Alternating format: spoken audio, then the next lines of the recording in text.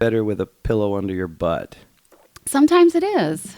Okay. All right, we're going to start the show off with that then. We're rolling. Okay. So, let that be a lesson to you, kids. All right, you were listening to A Chatter Effect. Again, these are not interviews. They are conversations. And I have a gift for the audience, a big gift. Check this out and watch how I break this down. Because we have a broad gift and then we have a very localized gift. So the broad gift for the listeners from different parts of the country, different parts of the world. Hi, guys. You're going to hear a kind person who made her way in Chicago, a Chicago market, which is a pretty tough market to make anything in as far as success goes. So you're going to see this person who's kind. And I love when somebody in any type of entertainment field maintains kindness and then keeps succeeding. So you have that. I'm thrilled about that. So we have that to share with all of you guys. It's going to be a great story. You know, small town girl makes it big. It's going to be great. But for you Chicago people, this is a super great gift, okay? Because for years and years, there was a show called The Eric and Kathy Show. It was a morning show. Now it's called The Eric Show, right? Or Eric in the Morning or something like that, With right? Melissa and Whip. Whoa, you're in? Yeah. Oh, come on. Yeah. Okay. So anyway, it was a number one morning show, probably still is, in the city of Chicago. And here's the thing. I mean, if you're number one anything in Chicago, you've done something because that's tough, right? Like LA, New York, Chicago, these are big markets. It's hard to be the number one anything. And I know what a lot of you listeners are thinking because we have Melissa from The Mix on here. You're thinking, I don't get enough. How do I get more Melissa? I want her shoved in my ear holes. I want more of her voice because she's part of the show, but then she does a segment. There's a host. Eric is great.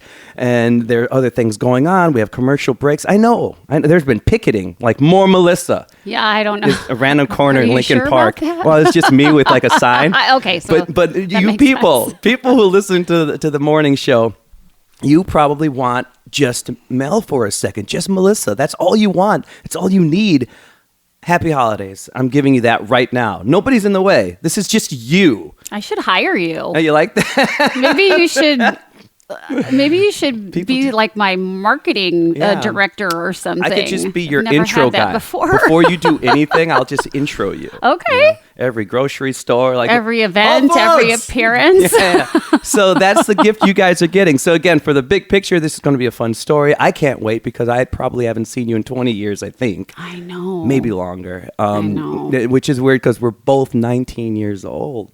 I know. Man, I haven't seen you since you were a baby. That's crazy. No, I'm just telling everyone we're 19 now. It's because.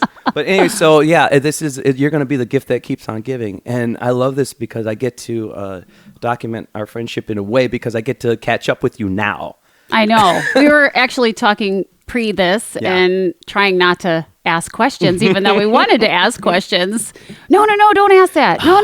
You're too we interesting. Can't say anything. What are you doing? No, we can't talk about anything. It's tricky, man. It is tricky. Yeah, but we both come from Northwest Indiana, which it's tricky. We love tricky right now. That's a good word. Tricky. The thing about, I forgot about your short-lived rap career that you were focusing on. But the funny thing is, as you go deeper into Indiana, it's Indiana, right? Mm-hmm. But then the Northwest Indiana is a whole different animal because it's so close to Chicago.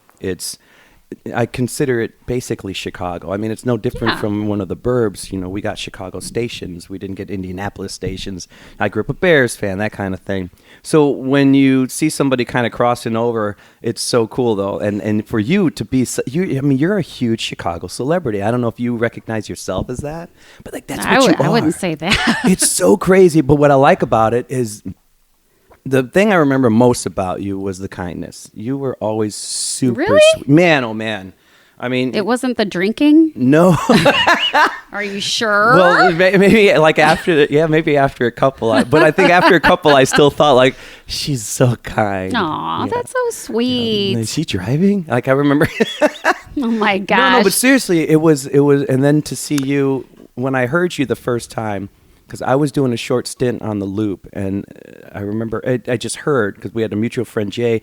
So Melissa was friends with us in one of my first pretty successful local groups. It was an a cappella group. And I remember. Have like, you talked about this on your podcast before? The a acapella group? No, that you I had? guess not. I guess Wow, not. maybe 5 o'clock shadow. your listeners should know They your should know. past. The past. They can see the TED Talk. It tells everything. Okay. And Okay. the reason this whole thing works so well is because when I started doing this, I had a little bit of a fan base.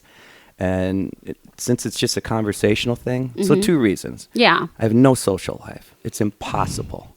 You're telling me. You know what I feel like? I don't know if you feel this way. Because What? obviously if she's doing radio stuff, then you have to be doing appearances and other things. And then there's Yeah. life Yeah. somewhere in there. I don't know what I think my count this year is going to be like 203 shows this year, right? What? So I start to feel more like a truck driver than a singer or an MC after a while because I just think it's, Are you talking about not the podcast shows, the other shows? right, the other shows. Because I MC a lot of stuff too. you Oh know. my gosh. So between that is crazy. Yeah, I said this once a couple of shows ago where my whole life is like I'm on the couch and then you're on the computer, kind of dealing with whatever. Because I do some managerial stuff for the band, but there's a machine that books me, and that's great. It's cool, right? Oh my God. Well, you know what? You can't complain when Can't complain. People complain. want you. You're wanted. You're a wanted man. One time I got so grumpy and it almost crept into the show, though, because I was realizing that I'm on the couch. Yeah. Doing the thing, whatever, online, you're taking care of the calls and then trying to relax. And then you get in the car and then you go and then you're on stage and then you're back in the car and then you're back on the couch just trying to like wind down. And then you wake up, you're back on the couch. And my whole life was couch, car, stage, couch, car, stage, couch, car, stage. And I remember saying it at a show because I was just tired and grumpy. Like, how y'all doing? I don't know how you're doing, but my whole life is couch, car, stage. I had to like dial it down. I was like the other Robbie, the wedding singer, Adam Sandler, when he loses. I was like that guy. But you're right. Like we have to love this whole thing, Yeah, I mean, you have to love what you're doing. Yeah. Otherwise, you risk major burnout, Which is going to happen no matter what, though, right? Yeah, I think it probably does happen no matter what. But if you love it, you can go a little bit longer than your average situation. I got to get into your story, though. Seriously. Oh, yeah, because this is funny. Whenever I started doing the thing for the Loop, one of the guys, it had to be Jason. My dog's eating a bone. Right? Is that what that is? I thought you were cracking your toe knuckles. No. All right. Oh, this is So a good if one. that gets irritating, just let me know. I can be the mean What's dog great- owner and take the bone away. We're remote. She opened up her beautiful home. She has a great looking place too. But what's funny tiny. is most of the shows there's either a barking dog, there's a siren. Today we're gonna have, I think, eventually a pickup guy or a drop off food. Drop off food. Yeah, Yeah. we're getting food dropped off Chocolates here. are coming. We're having some Mexican. But what's funny is whenever it was mentioned to me that you jumped on radio, like, oh, Melissa's doing radio, I was on the Loop, and I'm like, what? I couldn't put 2 and 2 together. And then I remember just thinking, oh, that's kind of neat. I wonder what she's doing, because I'm on the Loop. And then, cut to 5 years later, she's on the #1 rated show every morning. I was a once a week, stooge for a bit, and then I had to get out of it for to pursue the music thing. Right. But that was fun. I bet it was. Yeah, and that helped. I could talk to you forever about how that was for you. The weirdest thing that happened is, and I mentioned this on some other shows, though, is Danny was an interesting energy. I don't know if you ever met the guy, but, and he has his issues. Yeah, right? yeah. I mean, I've read about him. And yeah. On the air, though, he was the fastest man I'd ever seen. And, he improv that whole show, and he did such a great thing. He didn't create segments. He created the segments the second they popped into his head on air, and he improv'd all the time, and he started to train me on the air. I was totally inexperienced, and he liked that, but he thought it was funny. So he would make me a whipping boy. He would tell me how terribly I was doing, but he'd keep giving me these improv tips. And then I noticed my show got better and better and better. And I remember the first day that he did that, I walked into the newsroom. Her name was Joy something. Oh, that makes me mad. She's been around for a while, too. But anyway, I was mad, and I'm getting my AP stuff for the sports segment, trying to find my jokes. And she looked at me, and she said, I hope you know what he's doing for you right now. I'm like, yeah, he's cutting me up in front of millions of people. And she said, no, he is training you. He's teaching you. He really thinks you're funny. He's showing you how to do this. And I noticed my improv brain got faster and faster and faster. And I owe him so much. Really? Yeah, because then all of a sudden I started taking that to the stage, and then when I was on stage, I would just start improvising in between songs, and I remember Jay and the other guys kind of looking at me like, where does this come from? You know? Wow. Totally improved it. Yeah, and the more you do it, the better you get. He made me a front person. Oh, you know? very nice. Yeah. But it is funny that I thought about you being in radio and the whole thing. All I knew of you was you were super kind and you were fun to party with and you were super kind. Well, that's good because being kind has always been one of the most important things Really? to me. That's what I try to teach my son. So I need to back this up. Kindness. He's a sweetheart, by the way, folks. Thank you. Yeah. But anyway, all right. He So we is. back this thing up here. I just want to know the first, because I just never saw this coming, you know. And you're a part of Chicago pop culture. You know, isn't that crazy? Like, I don't know if you know that, but you really are. You know. I don't know. I don't really necessarily feel like that, you know. I mean, I don't know. That's hard to imagine. But I also didn't see any of this coming either. You know what's funny? At all. We hadn't spoken for so long, Yeah. and now I can come clean. When we talked on the phone, I just kept trying to remember my friend, right? You're my friend from a long time ago. Mm-hmm. But while we're talking, there was another part of my brain that couldn't stop thinking about the fact that this is that voice I keep hearing on the radio. It was hard to separate for a second. I'm like, no, I'm talking to somebody that I've known. But then the other half of me was like, that's that voice. This is Melissa from The Mix. It was so weird to separate because your voice is relatively famous in the city. You know, you make a living with your mouth. Yeah, I know. Make a living talking. Yeah, I don't know about you, but it's like I hate listening to myself. It's like actors who say they can't watch themselves or I don't know, but I don't know. So, it became something hearing I it's had not to do. fun.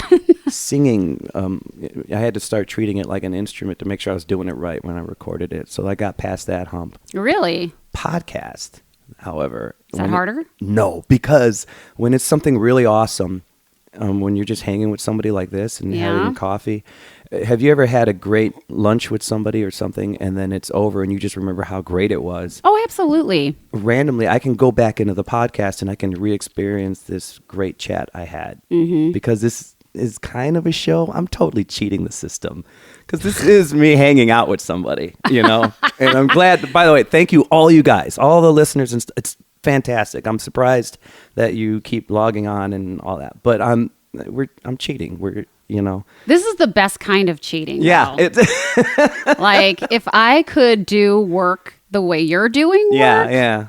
I would flip it like a switch. Like Really? I'd be doing it in a second because what I do is extremely different, believe it or not, than what we're doing right now. But there's different. There's a stress level because you're still reporting and you're still reporting to the office. You still have to be there, and there is a corporate entity involved, and there are certain guidelines, and there's certain marks that you have to hit in radio, and you have to, now I'm sure it's second nature for you to talk right up until you have to take the commercial break and things like that, and the 30-second mark. And do they still have cough buttons? Oh, yes. Yeah, I love that. Yep, still got cough buttons. There's your secret if you've never done a radio show, folks. There's actually a button that says cough on it, and you can press the button for that. Yep. Clear your throat, which is often used by everybody. People have allergies, people get colds, people, you name it. All right. Dry throat. We need to back this up, Hack though. along. Okay, what's up? Okay, this is serious. Now we're getting into serious. This is just, forget them. It's just you and me. This Bailey's is just really you and good. me. It's just you and me and the Baileys. What gave you the bug? Because did you specifically, you said you went to St. Joe's? I did. In Indiana? Rensselaer. Okay, so you went in head first, radio or? Yeah, I didn't know what I wanted to do, but I took radio classes and I was on the radio station. Right off the bat, like your freshman year? Yeah. So but why and where? Where did that come from? Well, I didn't know what I wanted to do. I just knew that it sounded fun. Uh-huh. So I loved my very first year there, I loved my professor who taught the radio classes. He was great. And he actually I remember him saying he was from California and had moved to Indiana to teach these radio classes. And at the time, you know, I would bleach my hair out and I'd always lay out in the sun and have a tan. And he goes, "You look like a California girl." And I was like, "Really?" But I just thought, that's nice. That was such a nice thing to say. And I liked him ever since then. And actually for a couple of years after school, I mean, you know, I sent him a letter, him and his wife, you know, they were very nice. And I don't know where he is now, but he kind of made me enjoy it, you know, because he was so fun and interesting and he made radio, I don't know, he kind of made it playful. I like that. You know, instead of connect, like, though, of like, "You're beautiful." "Oh, I am." Well, you didn't say that. But I just like the idea of like, you know, hair. I like the idea of, you know, "You're gorgeous." You know, "I am." I guess I'll do radio. It's just such a weird, because I'm still fascinated. I don't know. Maybe you don't even know, I guess, because like it's if you don't know what you're going to get into, radio sure is a weird place to jump. You know, like I just wonder, like, did you listen to any type of radio or talk radio when you were younger, or nothing seriously? It just, you know, I fascinates listened to, me that, you know, your Larry Lou Jacks, yeah, that kind of thing. Yeah. And I do remember enjoying it, listening to it, but never did I think that was what I wanted to do. Let me ask you this: and were you thinking, "Oh, now I can really hear the dog going at the bone"? I just need to peek and see. Oh, he's really happy right now. It looks like. Oh, yeah. He's like right under my butt. We're always going to pause just for the dog gnawing on the bone. That's a good soundbite. Okay, but no, what I keep wondering is, something had to trigger. Were you thinking the kind of Larry Lujack fun host thing, or were you thinking news, you know, just reporting? Or were you, you know, in college, was there a looseness to that where you got to have fun? There was, but you know what? In all honesty, like growing up, I grew up in such a blue collar family. Yeah. And looking back, even though like my mom and my dad were very talented in artistic ways, and I mean that by saying like my dad and his brothers, like they were one was in, you know, they worked other jobs, but one could do, one was like an electrician, one could do woodworking, one could do, you know, building, they could cut and fix anything, you name it. My mom, as a hobby, would reupholster furniture and make Barbie doll dresses, and like very like artsy. My aunt played guitar. You know, my sister studied at Indiana University and majored in graphic design. You know, so she used to work for magazines and that kind of thing. But I was always like, I don't know. So we kind of have that in our family. But I also grew up so blue collar, and honestly, like my parents really weren't involved in our lives that much. And I was kind of like lost. Like I didn't really know where to go or what to do. So after school, I just got a job bartending. And then I did that for a little while, and I thought, I didn't know what I wanted to do, you know? And then, it's actually a weird story. It's actually a weird story, and I feel like I'm like fast forwarding here. Sure. Because I forgot about it until just now. But so I was feeling a little like loser-esque, you know? I'm like, what am I can't just bartend my whole life. I'm not knocking it. Some people love it and can make a great living at it. But that wasn't something I wanted to do. Yeah. And I don't knock anybody who works, you know, I don't care what kind of job it is. If you have an honest job and you're making an honest living, more power to you. It doesn't matter. I think if you're like whatever field you're working, you could be a high-priced accountant. If you're not in a field, you know, so from bartender to high-priced accountant to high-priced lawyer, right? If you're in a field and it's not tickling your brain the right way and tickling your heart the right way, you know, if it's if you still feel a longing, right, then that's going to be an issue. You got to do something else. It's going to be a problem no matter what the hell you're doing, right? Yeah, totally. So you felt that something was tugging you, but you didn't even know what. Right. Man. And so I actually, you know, we don't really look in papers for jobs anymore, which I feel like I'm so aging myself, but it's so awful. She would walk into the cave and I would always look at the hieroglyphics like, wait, God. the clubbing T-Rexes.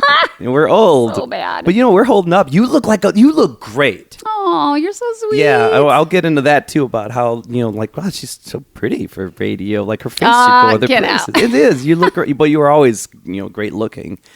But so wait a minute. You're getting the tug. So I hadn't looked in a newspaper at all for a job, right? And I'm like, God, there's got to be something else out there. What am I going to do with myself? I feel like such a loser. Like, I don't know what to do with myself. Like, I felt like I was just lost. You're unhappy. I was, but I was like really, looking back, I realized I was way more down on myself then than I think I even realized. But I remember opening up a newspaper, and it was the first time I opened up a paper, and it was, I went to the job ads, and I saw an ad for radio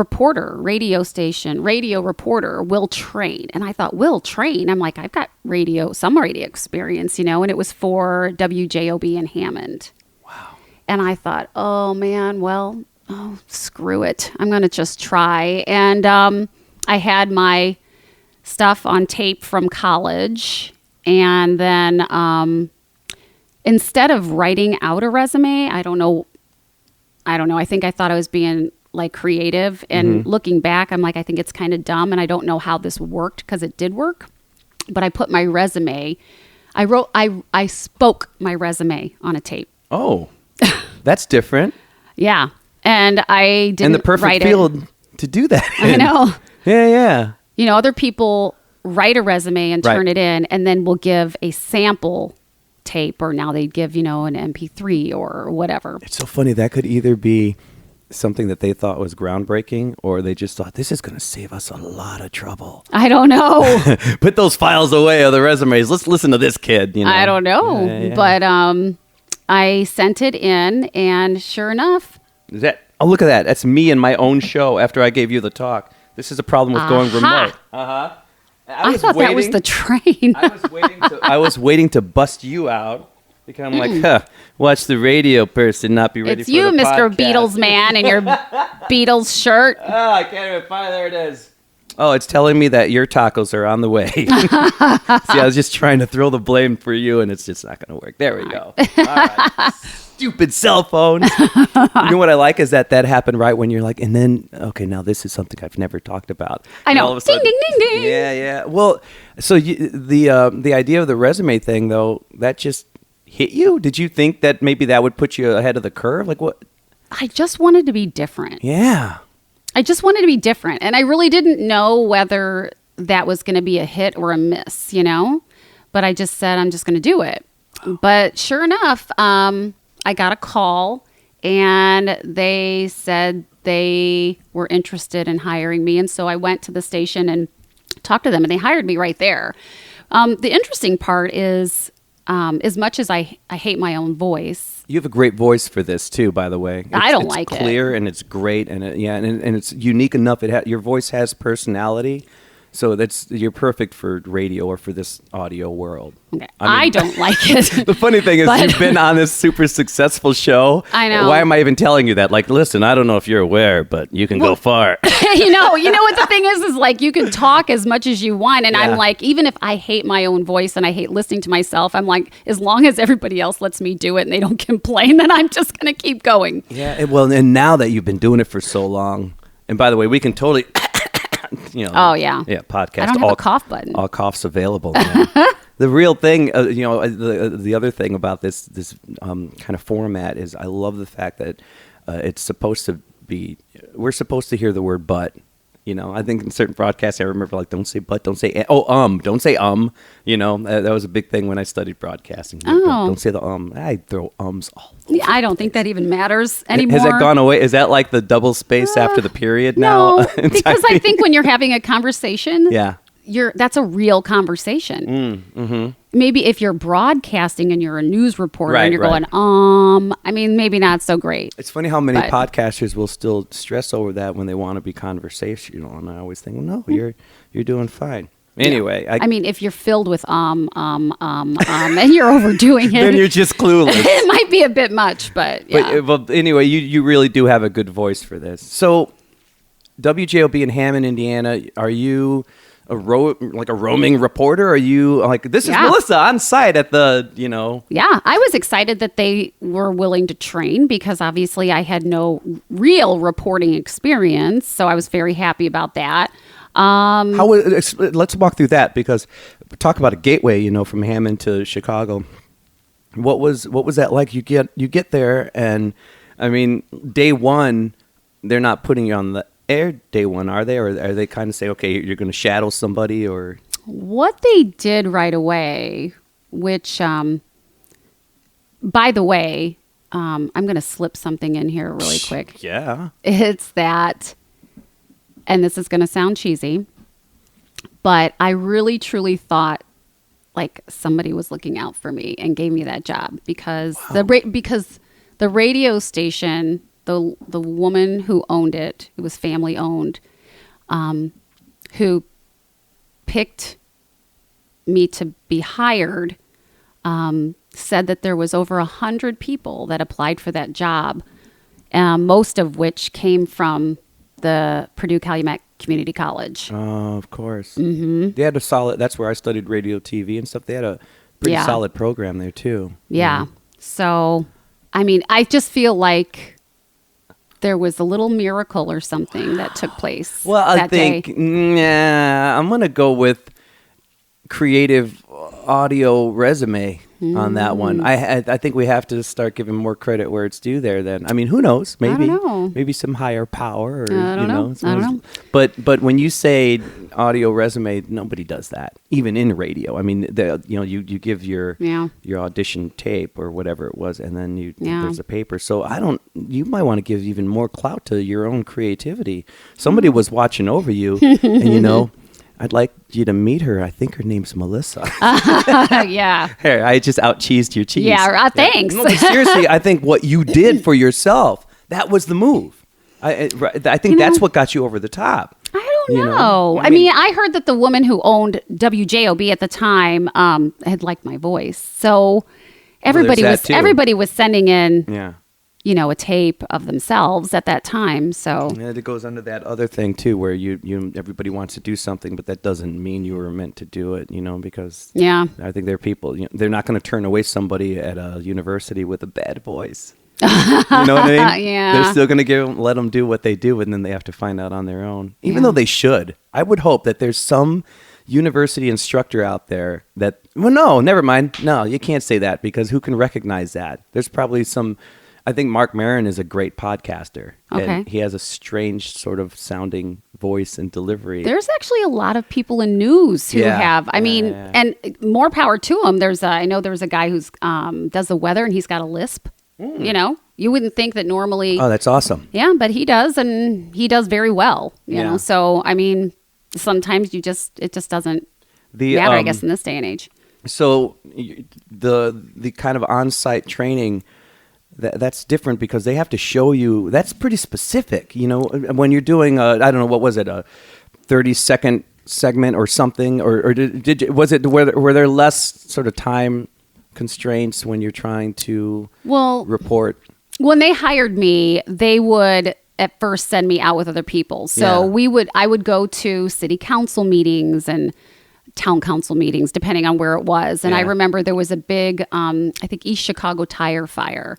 There's this huge tire fire. That. Yeah. Right? So I had to go and cover the tire fire. So you just go to the meetings, you jot down your notes. Sure. You ask questions at the end, and then you come back and you write up a little news story. So I kind of just started writing stories up, and then I would hand them over, and they would help me edit them the right way so that they sounded great. Professional. Man, that is amazing that a radio station would do that. Yeah. Especially when you consider, you probably want people coming right out of school who are as polished as can be, That's why I don't understand. For them to offer that. I really don't get it. Well, it kind of makes you wonder too what they were getting into. Maybe I don't know. But that's incredible. That's basically an internship.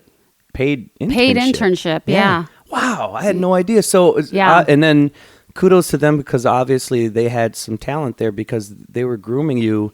You didn't get any worse working there. You obviously got better. Well, they had a sister station in Maryville, which was WZVN. Yeah. And then they gave me the, so I was reporting the news in the morning. Uh-huh. So I would be like the morning reporter. Okay, so let's get into the nitty gritty. So first off, was it hard to be a morning person, or were you okay with that? No, it wasn't too bad Not too because bad. yeah, it was.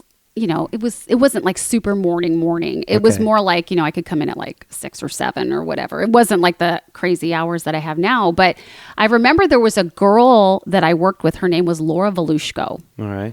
And I loved her voice. So I would try to sound like Laura Yes. Volushko. Really? Yeah. Her delivery, I loved yeah, her yeah, yeah, yeah, delivery. yeah. I thought she sounded so professional and so good. So I was like, I want to sound like Laura Volushko.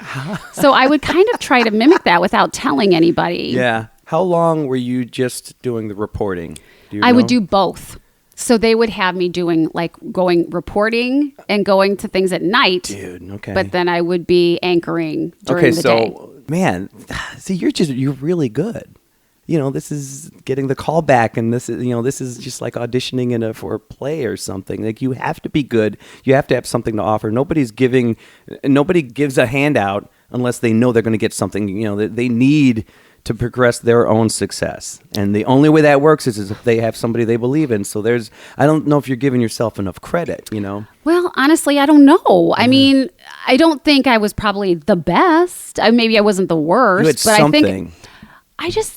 I truly just think, I know it's going to sound weird. I just think there was somebody stepped in. Like there was some little miracle. I believe somebody in that. I love I'm that telling you. and I'm sure, but I think I did not know what the hell I was doing. That's what I want to know. So I didn't know what the hell I was doing. You get in there and you're first you're shadowing, but then at the first thing they have you do is they have you kind of jot down, okay, here's whatever. Yeah. Here's the story. Yeah. Let's see your take on it. And you hadn't really done journalistic writing. Not a whole lot of it. Okay. So they taught me how to write news stories. So you're doing that. Mm-hmm. And then how long is it before you're reading your copy for the first time? Was it a while of just writing? Or we never was it- read our own copy. The dog bone eating is getting closer to me now, and I think... Do I need to take it away? No, but I think like she's even has some of the chords and is probably working her way to my shin. This is going to be interesting. It's around his neck. He's going to strangle himself. How this happened. All right, we're pausing for dog safety. How did that... I don't know. Is it okay? Everything about Melissa is very unassuming. The resume was audio, and I'm starting to think that this is a security dog and a solid attack dog, and he lulls me with just him gnawing on the bone, but he's getting closer to attacking me and throwing He's me out of smooth, the isn't house. he? Yeah, this is pretty good. I've been lulled. Okay, so how long is it before you're reading your first copy? Like, how long are you just kind of shadowing and writing? It's not long. They kind of just throw you in. Yeah. They throw you in and, Is it remote or do you come in to do a read? Because I feel like sometimes I'm hearing something that sounds like it was remote. No? Not usually. Okay, Usually you we come had in. to come back. We had to take audio while we were there, ask questions. We'd come back in, we write the news story up, Yeah. and then we would add the audio. And then we would give it to the rest of the news department. Yeah. So we would all write our own stories, add audio, and then share it with each other. So we had to organize the news stories when whoever was anchoring. It was that kind of All thing. right, and then do you remember how you felt the first time? I mean, you'd done it in college, but still the first time you're on air reading your copy. Do you remember, were you nervous? Were you, no, I've got this. Was it no big deal? I was really nervous. And of Yeah. course, again, I think I just grew up so insecure. Sure. So insecure and unsure of myself. And, I grew up, I think I have ADD, by the way. I never had the HD part, the hyperactive part, but I know that I have it. I know I Really? do. But and I truly think because of that, like there was always stumbling blocks for me, you Yeah. know? So I just feel like, see, I said, we just talked about that earlier. It's just hopefully I don't say it 10 more times. It'd be so great if I just named this episode We'll see.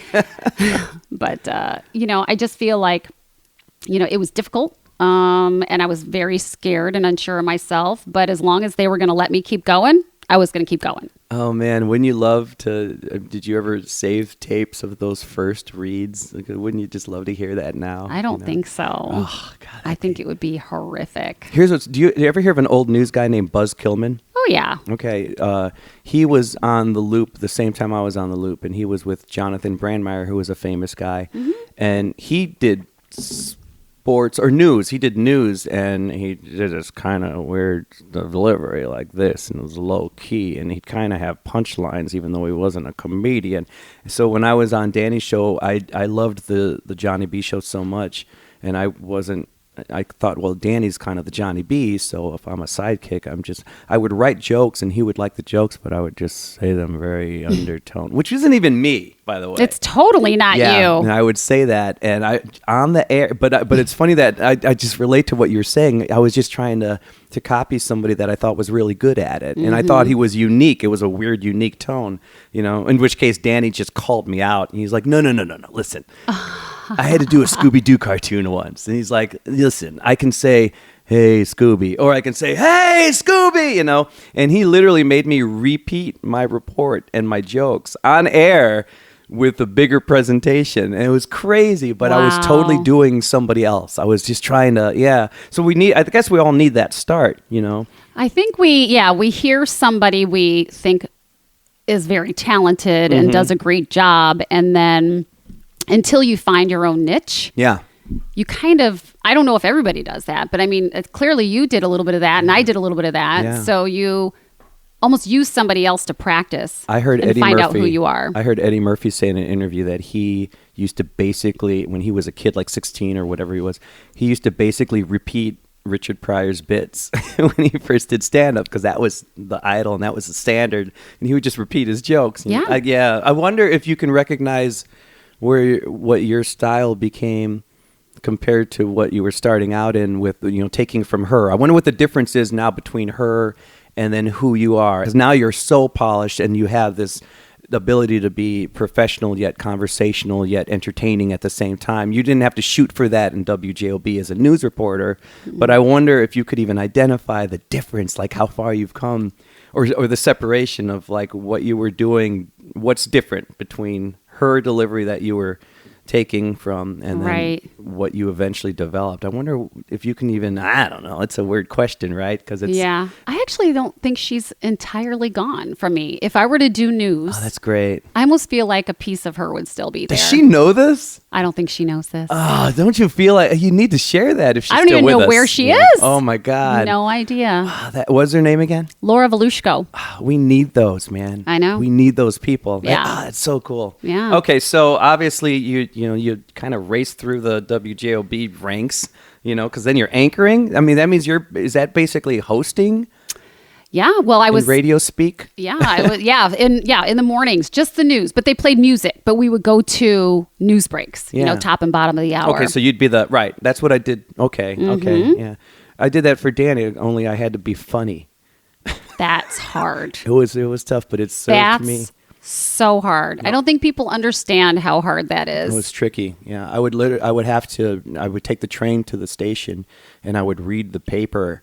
The AP thing, when you guys hear AP, it's actually, back then anyway, it was just this constant stream of news stories. And it's then Associated Press. Yeah, and you pick out, I'd go to the sports one, I'd pick it out and try to find my stories. Right. But even before that, I'd look at the paper on the train and try to figure out what's funny, what's funny today. And it was tough. It's really hard. It was just hourly that I have to do it. But again, that guy helped me so much. And the first time, I said this when we were talking to a comedian a couple shows ago, the first time I thought, okay, I think I nailed it. I have my presentation. I think this is some funny stuff. I go in there to do it, and the guest is George Wallace, who's one of the most famous comedians of all time, like Jerry Seinfeld. These people love him. And I'm delivering this comedy bit next to him, was like, well, no, why him? Why now? Why couldn't have been a botanist, Oh, no. But thank goodness it went over, and he was so kind. He knew that I was just starting out in comedy, and he was great. Okay, so we get through the WJOB thing. What the hell? What happens right after that? Do you go right to a Chicago market? I do, because there were a few people who kept leaving WJOB, mostly salespeople. Mm-hmm. And they were leaving and going to Chicago at a traffic / news source company called Metro Traffic. Okay.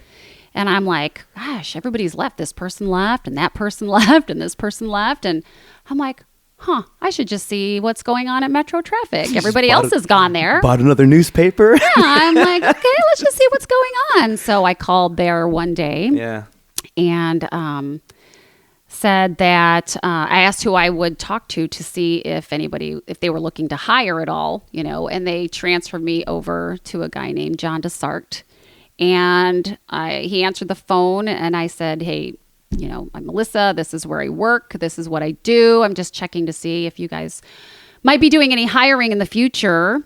And he said, can you come in on Thursday for an interview? And I was like, okay. What building was that in? Where was Merchandise Mart. Okay. And so I went in, and he hired me on the spot and asked me if I could start in a week. Whoa. And I couldn't even give 2 weeks notice, but I tried. What goods did he have? Did he have? It wasn't much. What did you give him? I just gave him, all I had really was, this is where I work. This is how long I've been working there. This is what I do. Here's a sample. And I don't think I think he was so desperate to fill a spot, and it was a very small spot, but he needed somebody. And so he's just like, here, just take it. And so I was like, okay. So it was actually just doing news for another suburban radio station. Where? It was, his name, oh my gosh, was Rob Martini. He had a show called Martini in the Morning. Remember the town? Oh my gosh, where was that?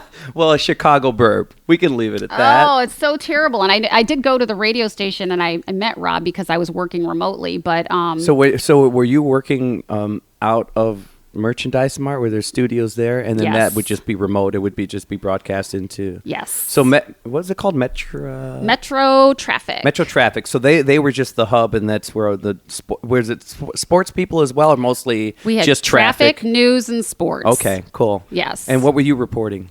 So they hired me to be the radio station's Martini in the Morning news reporter, and it more ended up being sort of like a morning show thing. So we would chit chat a little bit, and he didn't call me Melissa though. When I went to go visit the radio station, I was wearing my stepmom. I'm very close with my stepmom. Her name is Midge, and I was wearing one of her coats, and it said Midge on it. So he started calling me Midge. So I wasn't even Melissa. Yeah. I was Midge. And so he'd be like, let's check news with Midge, or let's check traffic with Midge. And then I had this...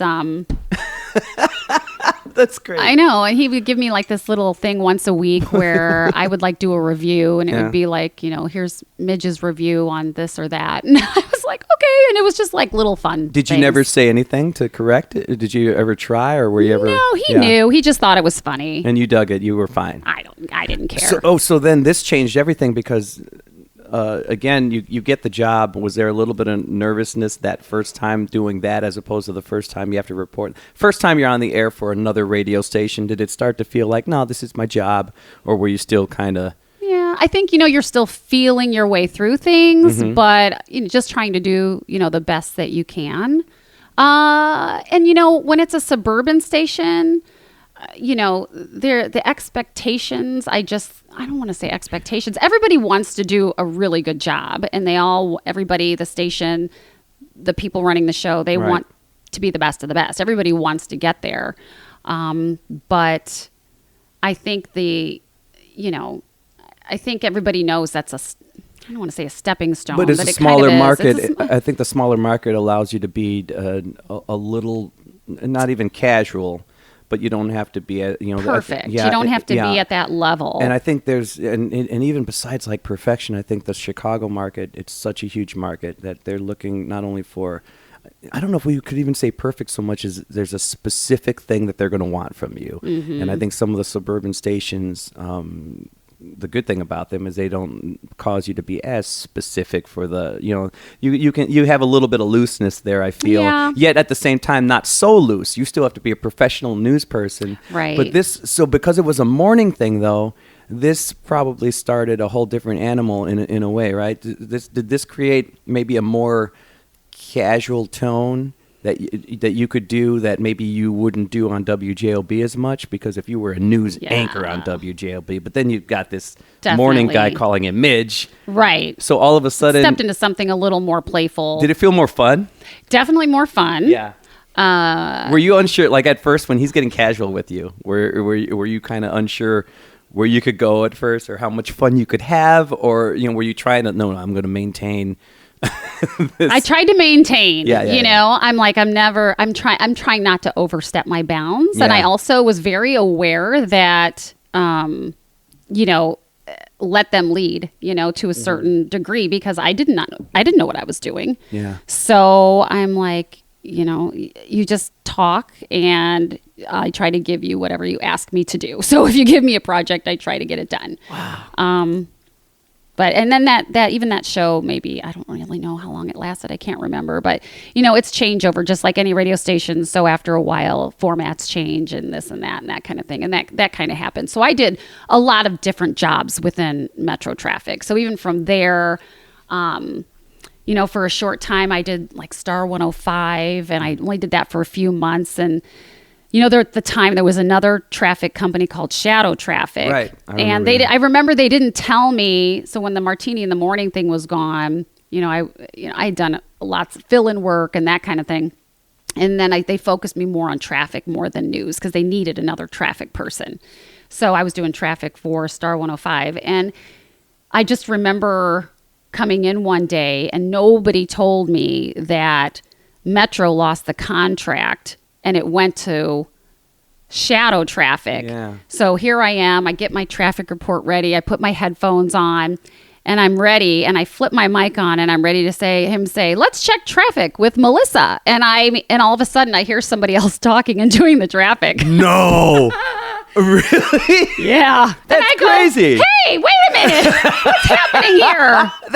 That's possible. How did that even happen? Totally happened. Oh, that's funny now. And I was like, my heart sank, and I'm like, oh, I'm not doing this anymore. Who is it? I'm like, oh my God. And then it hit me. I'm like, well, obviously we lost this account. Nobody told me.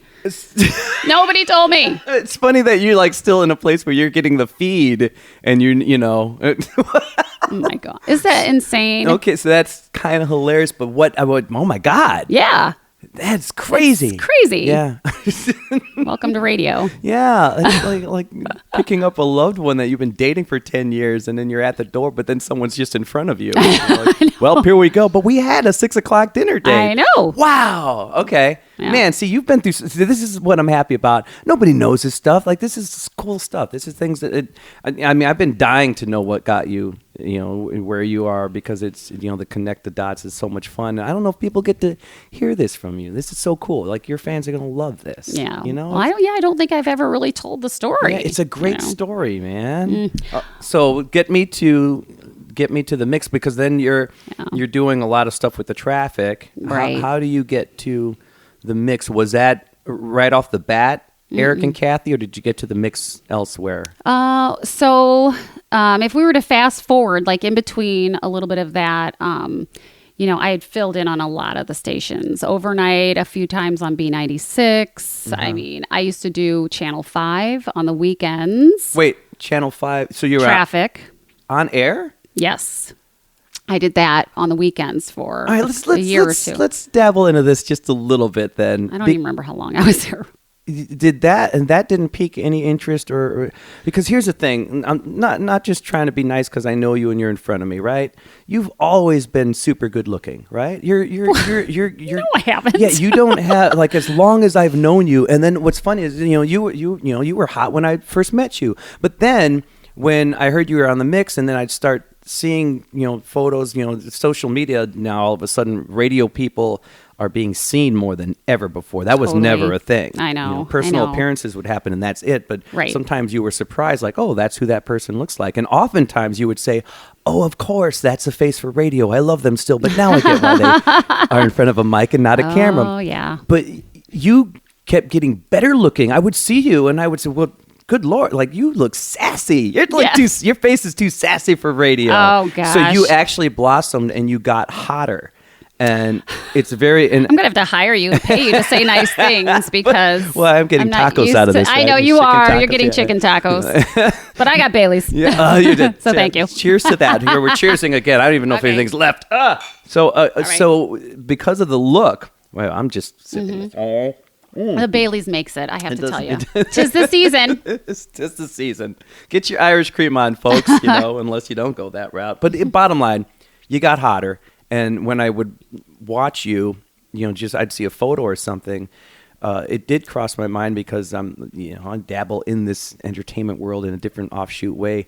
I would just think she could be on the air. And then hearing your personality, for one thing, it's I don't want to focus too much on this because I just want people to keep hearing your story. But when I would listen randomly and hear, I'm not a morning person, obviously, but when I would hear your voice, it would just make me smile so big because I remember the sweet girl, and everything about your delivery. It's funny. It's very professional. You're so polished, which is great. But all I keep thinking is, that's that sweet girl. And look at her now. There are millions of people. So it makes me smile so big to see where you've come. And again, in this market, like we should never, ever forget the fact that, we're succeeding in a tough market. If you're at the upper echelon of anything in this town in Chicago, you've really pulled something off. The company I work for? Yeah. We constantly have people from The Voice and American Idol trying to get this job.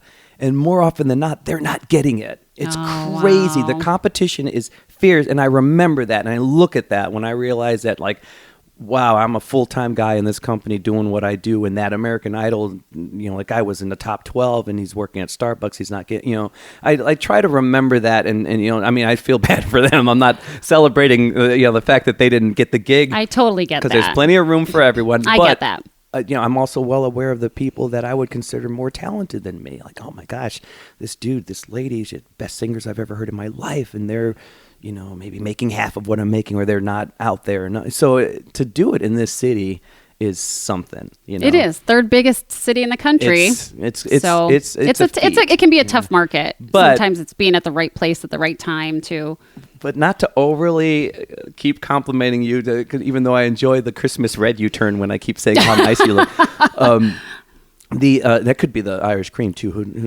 Two shades. Do you want more? If it makes you say really nice things to me that I never get to hear, I'm like, you can have as much Bailey's as you keep want. pouring it in my glass as you do the. Go on. Yes, keep talking. No, but you look so good. Did it ever just cross your mind? Because why not? Well, at first I wanted to, early in the business, I Yeah. thought, I want to do some TV and then I would fill in in the helicopter for Mike Lorber. So Mike Lorber worked for Channel 5 and flew in the helicopter and has been there forever and does a great job. And by the way, he's a great guy. We're still very good friends. Okay. But just the little bit that I did do, the weekends at Channel 5, I used to work with Robin Meade. So she was anchoring at Channel 5. Now she's been at CNN for a really long time. But I actually have to give some credit to her because she was one of the nicest people to me. She didn't know me. And I, again, had no idea what I was doing. And by the way, I sucked. I have no idea. I would screw up all the time. On-camera stuff? Every report was screwed up. Because I was so nervous, I couldn't talk. That's where I got nervous. So the camera was a whole different entity? It threw me off. I could not do it. I couldn't do it, at least not initially. Yeah. And for some reason, I'm like, why is nobody calling me out on this? I screw every single thing up. Give me an example of a screw up. And by the way, fans have to be loving this. See, they're hearing this human side of you because you're a success story in that medium, and now to hear that TV kind of. But Robbie, it was terrible. Can you remember anything? Yeah, I couldn't complete a sentence. It would be like a train delay, and I would be like, "Well, the train's delayed here, and it's there," and it's kind of that train, that runs parallel to like that other train, and it's sort of like not on the track, and I couldn't finish a sentence. Did you know like in the moment awful. while it was happening? Oh yeah. And I'm like, every single report, I was like, Really? how in the hell am I going to get through this? It was bad. That's so awesome. Oh my God. It was horrendous. So now, did that cause you to think, maybe I don't want to do this? Or did that make you feel like, oh, wait, I want another shot at this, or I want to be at the desk? I was more pissed at myself. Why can I not do this? Like, what? Like, my nerves get the best of me. And that still happens to this day. A whole different ballgame. Some people, though, like when they're put under pressure, they can perform, right? They even do better. Yeah. I'm not like that. I mean, I fall apart. Which is funny because you're speaking to millions of people in the morning. There's a light. There's a here we go. There's nothing more. To me, the pressure of knowing that you're going to be on the air whenever they would tell me, or I've done some film stuff, and the countdown to the action thing, all of that bugs the hell out of me. That's a high pressure moment. It is, yeah. And you're doing that at the highest level of radio, but you don't see anybody. They're there, and it is nerve wracking. Yeah. Don't get me wrong. My very first big radio station that I did a traffic report on was WMAQ. It used to be AM News, right? Yeah. And it would go up against WBBM News. Well, now it's just, BBM's the big news station, but MAQ was there, and it actually wasn't there much longer, but that was the first time I'd ever done it. And I was still at Metro Traffic doing all these fill-in jobs.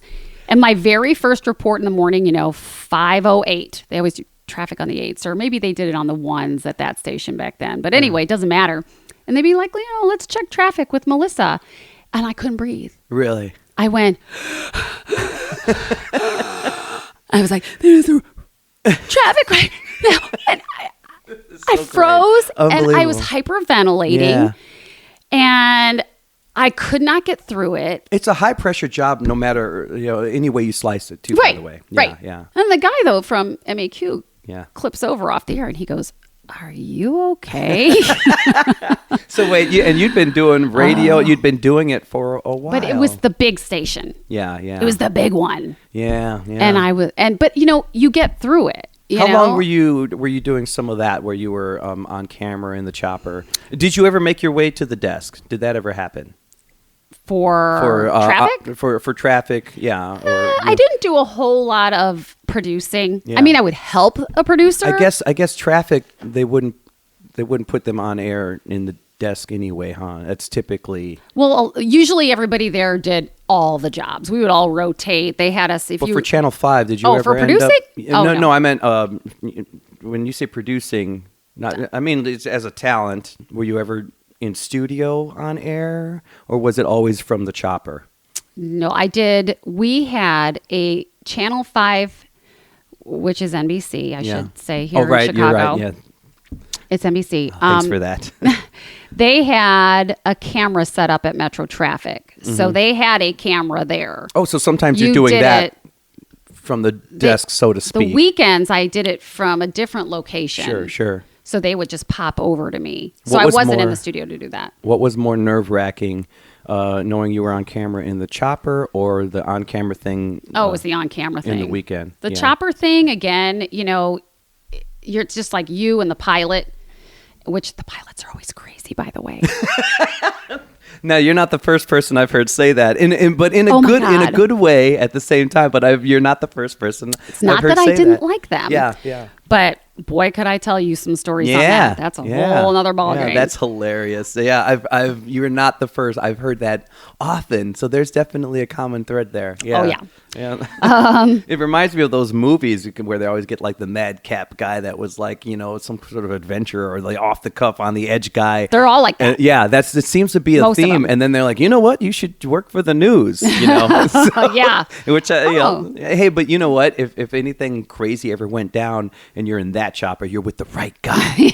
That's the guy. That's the guy who, he knows how to survive. A lot of them will be like, I flew in, Oh, the wars and Yes. stuff. Yes, because Yes, where they else? did. Where else are you going to go? That's the thing too. You learn that, you study that, and I think that's going to do something to someone when you're in this battle condition and you've been trained. Like, well, the first helicopter I was ever trained with was over minefields, and we were getting shot at. Like that's all you know about that world, and then all of a sudden, like, well, now let's report traffic. Right. Imagine that. Imagine being some dude that was only trained to just do battle on the field, and that's all he knows, and then all of a sudden he's just in charge of the bouncy ball room at Chuck E. Cheese. Well, let me tell you, I think they must get bored since Yeah. we're on this topic. We're Yeah. kind of taking this little turn Is there a little flying thing they'll do for fun?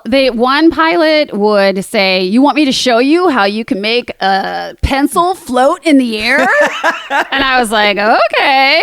So, Really? it was dive down, let go of the pencil. The pencil's floating in front of you, and we're meanwhile like plummeting to earth. And So was this cool when it happened, or were you like, holy shit? I think I was a little less fearful then. Okay. Like more now, I'd be like, I don't know. But I was kind of like, okay, fine. There was another one that was like, yeah, when I was in the war, we used to fly. So let's go over Lake Michigan and fly really low over the water, Wow. So we would do that. And this could get us like today in huge trouble. But he's like, let's go over to, which building? It wasn't Hancock? Hancock building. Okay. Thank you. Went over to the Hancock building, and up on the 95th and 96th floor is a signature room, and the bar is there and all that. Right. And so what did we do? We hovered at the 95th and 96th floor and just sat there so close to the building at the top and let everybody take pictures of us, and they were waving. That's awesome. And I was taking pictures of them, and they were waving. Oh, that is awesome. And I was like, this is the craziest thing I've ever done. Like, we were just like 200 feet from this building. You can't beat in a that helicopter. kind of stuff. The offset and the offshoot little stories. You can't beat that, and that makes life so interesting because you just wonder what. Oh, yeah. When you were a kid, you never thought like I'm just here outside of the 95th floor, just chilling. You just see all these flashes going off. It's amazing. God, see waving. Oh, it was so the funny. life. All right, now we are going to refill this Bailey's. We're going to take the eye blink for you guys. So a second for us to refill our cups and an eye blink for you guys. We'll be right back. Here's your eye blink. We are back. Okay, so that was an eye blink for you guys and 20 minutes for us to just do whatever we had to do. A lot got done in that eye blink. Yeah, actually, a lot got done. You were Some tacos. Seriously. Okay, so here's where I wanted to jump back into because the story is great, and I'm fascinated and impressed and happy for you all at the same time. You're like the nicest guy ever. Oh, talking to you, what are you talking about? Talking to you is like a big hug, which is nice, The mix thing, like what? How does that happen? And I'm sure there's a few more adventures, but I mean, what is a connect between doing the suburban radio and then from suburban radio, then you got into some of the Chicago stations like that was a step that happened after suburban radio before the mix Yes. thing happened. Correct. Yeah, Okay. there was some of those things I was talking about, doing a lot of fill-in work and then the TV stuff for Channel 5 and Yeah. filling in the helicopter and that crazy you know what? helicopter stuff. Let me bug you about the channel, about the on-camera things, though. At what point did that just stop? Was that you deciding I don't want to pursue this, or did it just kind of stop on its own, or what happened there? Because it's If my memory serves me right, I feel like maybe we lost them also as a client. because Shadow Traffic was a big thing. Yeah, but they did merge after a while. The Oh. two companies merged. Okay. But there was also then, I think that might be what it was. I actually can't remember. Is that terrible? No. But I did it for a while, a year or so, and I didn't mind it going away because then it was weekends, and I didn't have to do weekends anymore, and that okay. kind of thing. But yeah, eventually just kind of faded out, and I feel like maybe that's what happened, but I'm not 100%. And if you would have sure. wanted any more of that world, you would have had to actively pursue it, as opposed to it kind of coming your way through the other channels that you were already a part of, right? Yes and no. So when I was working well, how do I say this? So I started on the Mix, which is 101.9 FM in Chicago, and they had just put together a show and they called it Eric and Kathy.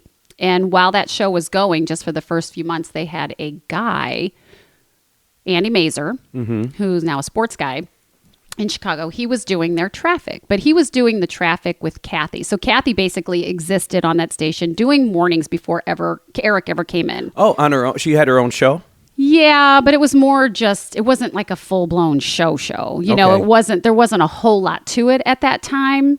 And was she mostly doing the I'm playing a lot of songs and then talking in between a little bit? Yeah. Okay. Yeah, that kind of thing. And when they brought Eric in, they decided after a few months that they were gearing more towards women. And so they wanted to have a female traffic reporter. Huh. So Andy Mazer didn't care, really, because A, he'd been there for a little while, and all he really wanted to do was sports. So that was an opportunity for him to go and do sports, which he did, and he does it well, and he's been very successful at it. Nice.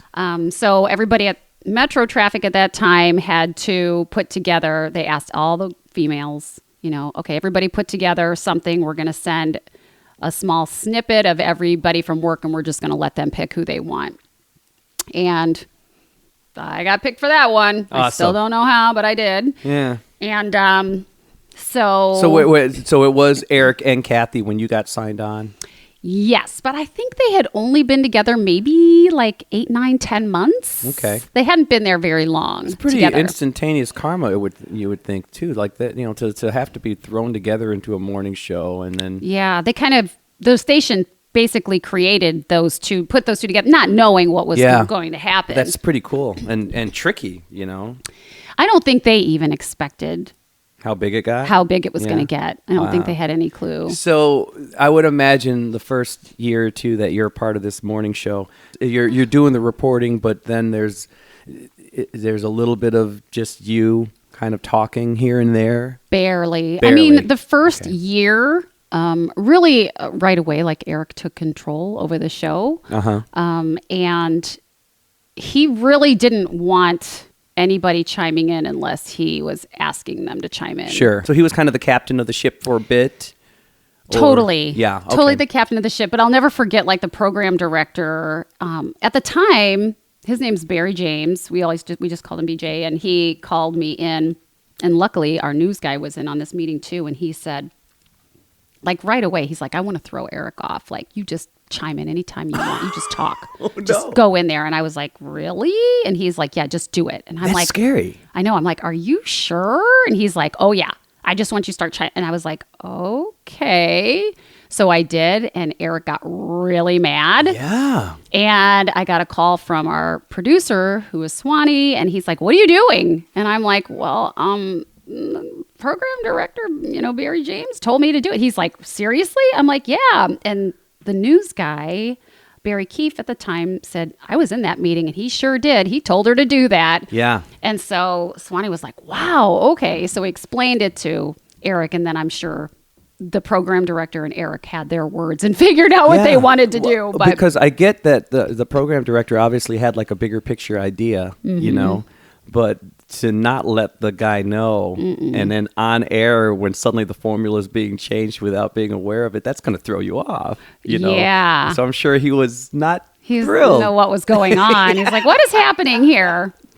Wow. Okay, so then all of a sudden, everybody is relatively as close to being on the same page as possible. Yeah. What are you doing at that point then? Because, okay, so you're first and foremost, you're reporting. It's your segment. You're reporting the news, but then after that, okay.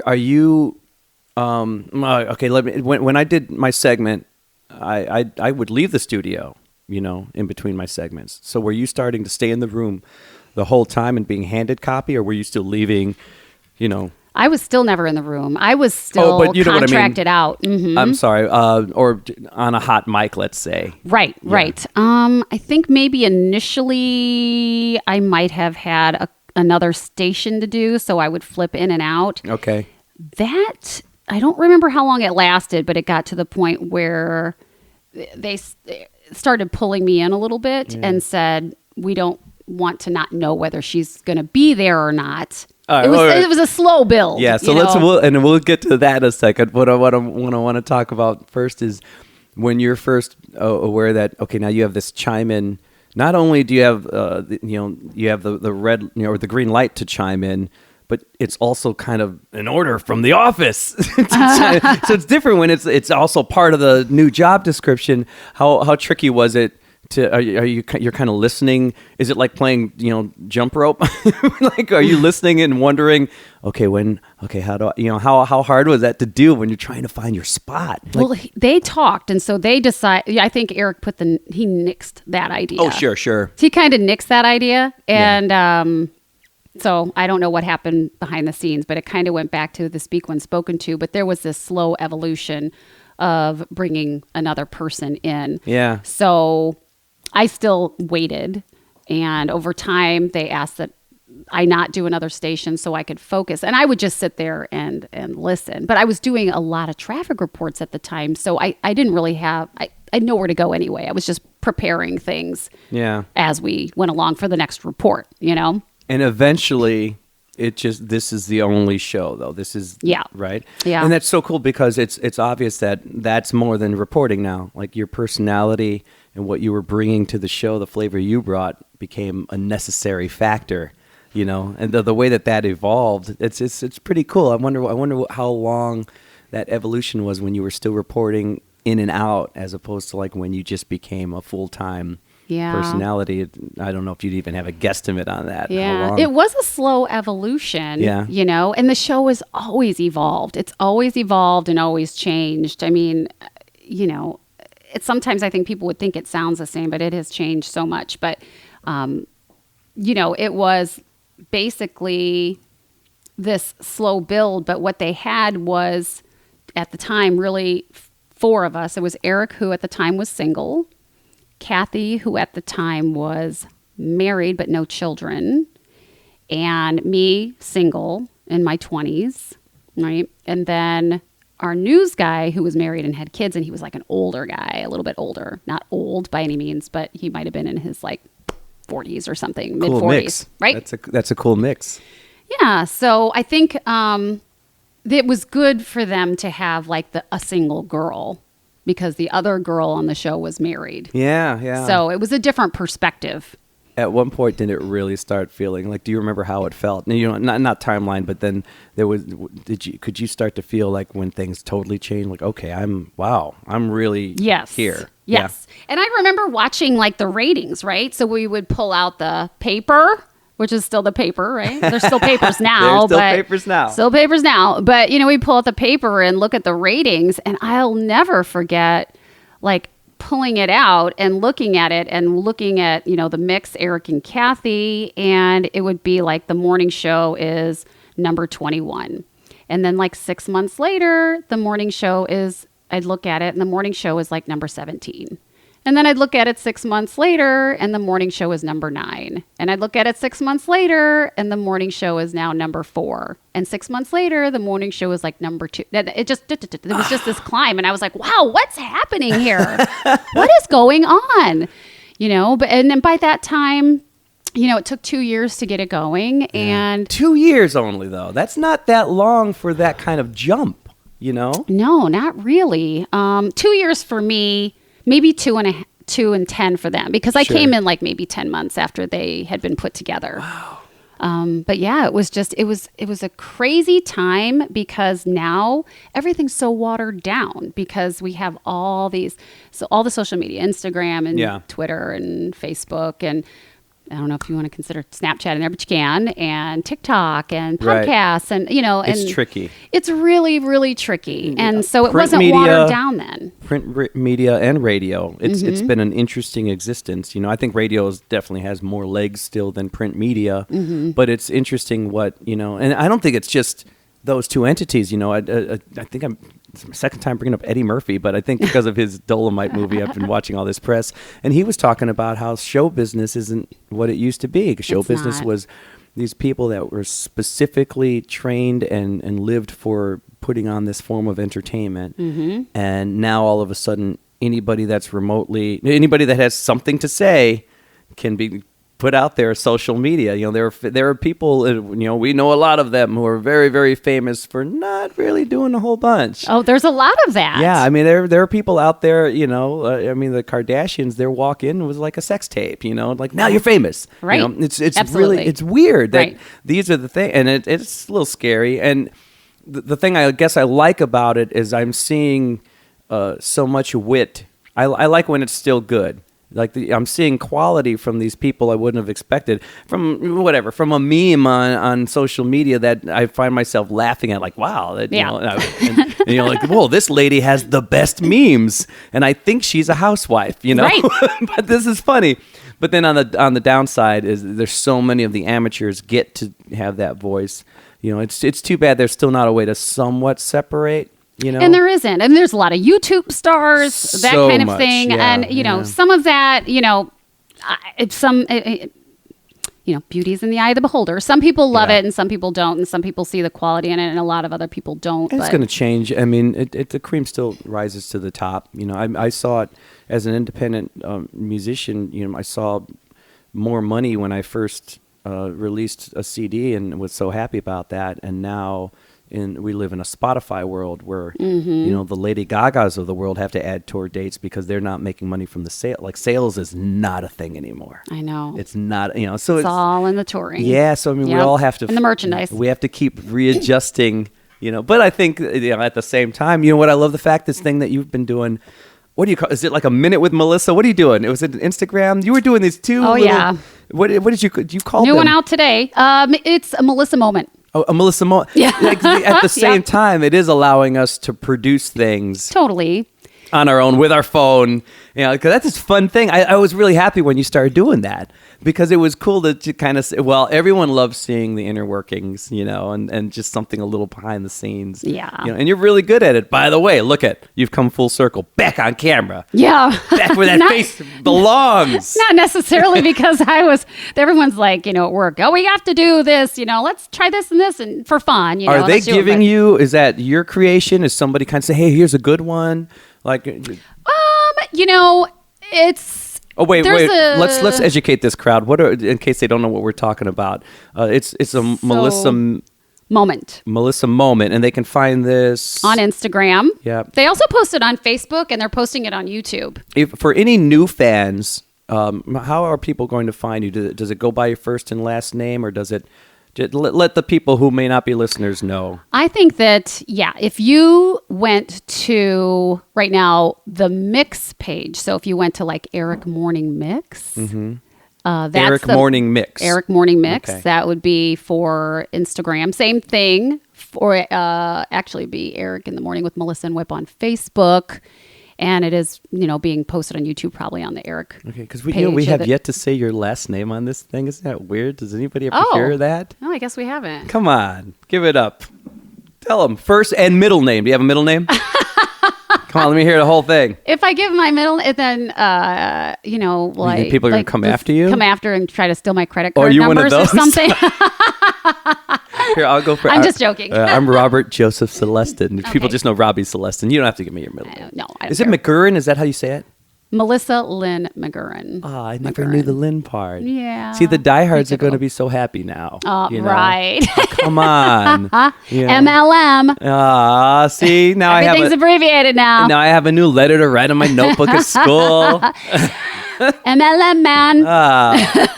Yeah. So, but that's pretty cool that you're doing that, and it allows for that. So the social media thing, it's the hits and the misses. It's it's helpful and hurtful and all at the same time. Yeah. But I mean, the other part of this thing that is pretty cool is it's. In some ways, I think radio's as fun as it sounds. Like there is a structure to it, just like anything. You have to have this structure, and there's a certain timetable and all that. But at the same time, you're not rehearsing your script. Like somebody from a sitcom. God, no. You're coming in there, and you're basically doing what you have to do as far as reporting what you have to report. But then you're just being yourself. And people are loving it. Like, that's so cool. I mean, that's to know that millions of people are tuning in and you're a factor of this thing and you're being you. So like you basically being you, you're not a character. Like you're being you, and it's me, but it's well, there's obviously you can't when I'm really mad and I want to throw out like right. An F-bomb because everybody She was throwing F-bombs all over the place when I got here. She threw her dog into the Christmas tree. She's very violent. Yeah, that's me. Off the air. Yeah. Like, I'm so mean. Like, damn dog. Damn dirty dog. No, but I mean, we all have to be who we are. Yeah. We're edited. Yeah. I would have a different conversation with my friends than I would with my mom or something. Exactly. It kind of is like that. Yeah, but you're you. And I try to be. And to know that, you're talking about 3 or 4 people on mics that have to make up this success story, and it's working in one of the most competitive markets in, the country, if not, the world. And to know that you're scoring so high and you're doing so well, like you're a major cog in that. It's nuts, isn't it? Think about it. It's pretty magical, and it's to be you. honest with you. Yeah. It's been a pretty crazy ride. And do you ever really think about that part of it when you think about the success and you just enjoy the fact that it is what it is?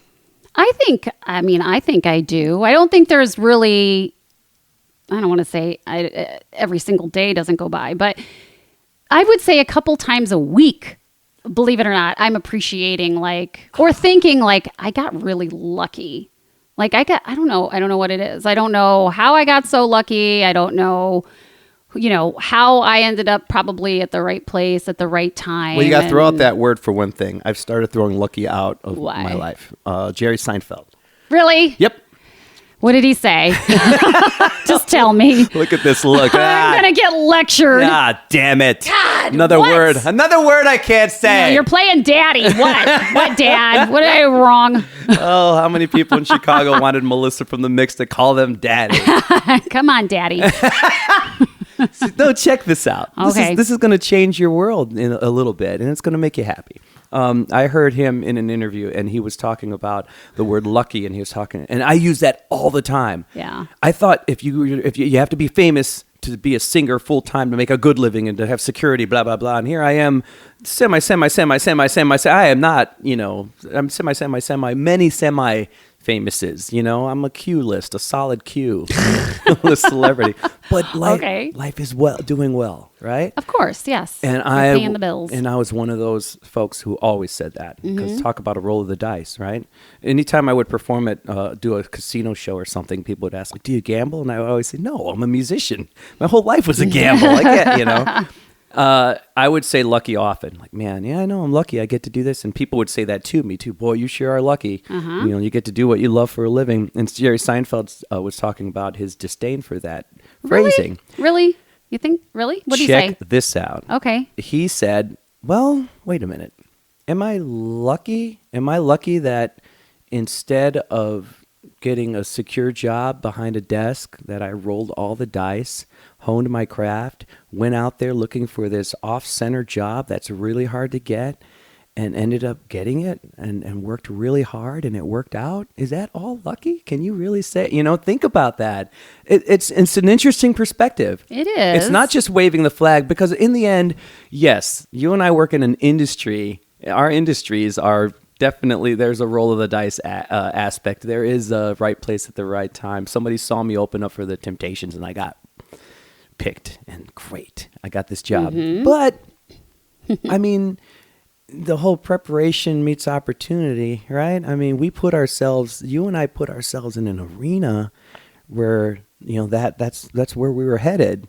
We put ourselves there to where these doors hopefully would open for us. Maybe they wouldn't, but we worked toward a goal and we made the goal happen. You worked toward this goal. You did creative things, So there's a lot of it. And again, it's a catch-22, right? Because if you own up to that, then you're just a cocky jerk, right?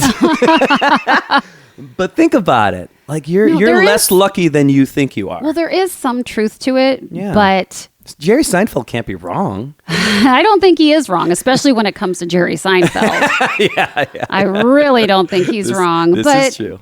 I do think that there is some level of just luck and being at the right place at the right time. Yeah, there is. I'm not saying that somebody doesn't deserve it or they didn't work for it. They didn't put the time into it, the love, the effort, the sweat, and the tears. Yeah. Because a lot of people do and, and can succeed and do very, very well. And then you have those people who we know, I know some very talented people and Right. they just doesn't pan out for them. Yeah, I guess his perspective, what it did for me is I think I was giving like this huge percentage of success to that word, more than maybe, and he, when he said that, it caused me to reevaluate and think, Sure. wait a minute. No, I can see At the that. same time, I was ready for this, and I was, you know what I were, mean? right. Yeah, and then you even wonder. You don't want to give it too much validation. Yeah, but Right. you wonder, I was just,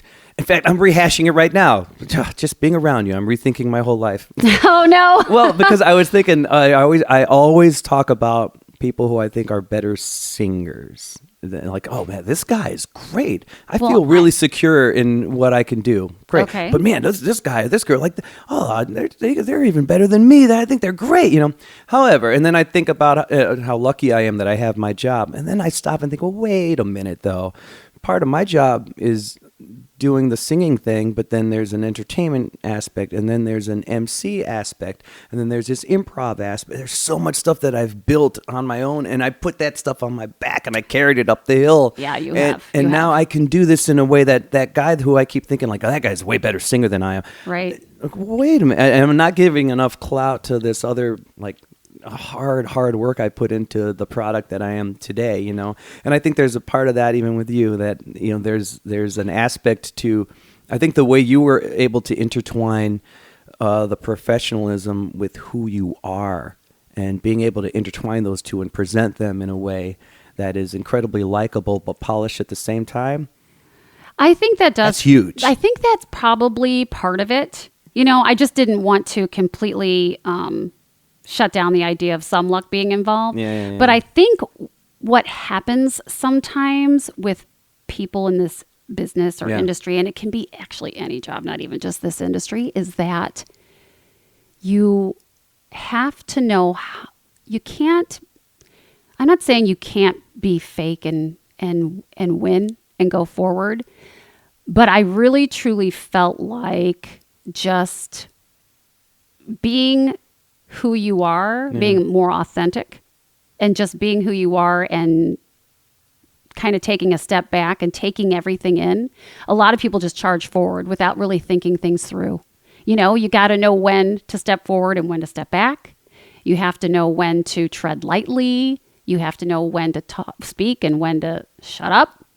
It's a balancing act. Yeah, that's such a good lesson for anybody. It really is. And even when it comes to, like, for me specifically in this job, I think that I had the longevity because I knew when to zip it. Mm-hmm. You know what I mean? Yeah. It's like, and it was such an important thing to have because a lot of people will be in a great position and they don't know how to control their emotions or handle sticky situations, or some people get upset and they're very vocal, or I've seen it in a million places, you know? Yeah. And that can really set you back.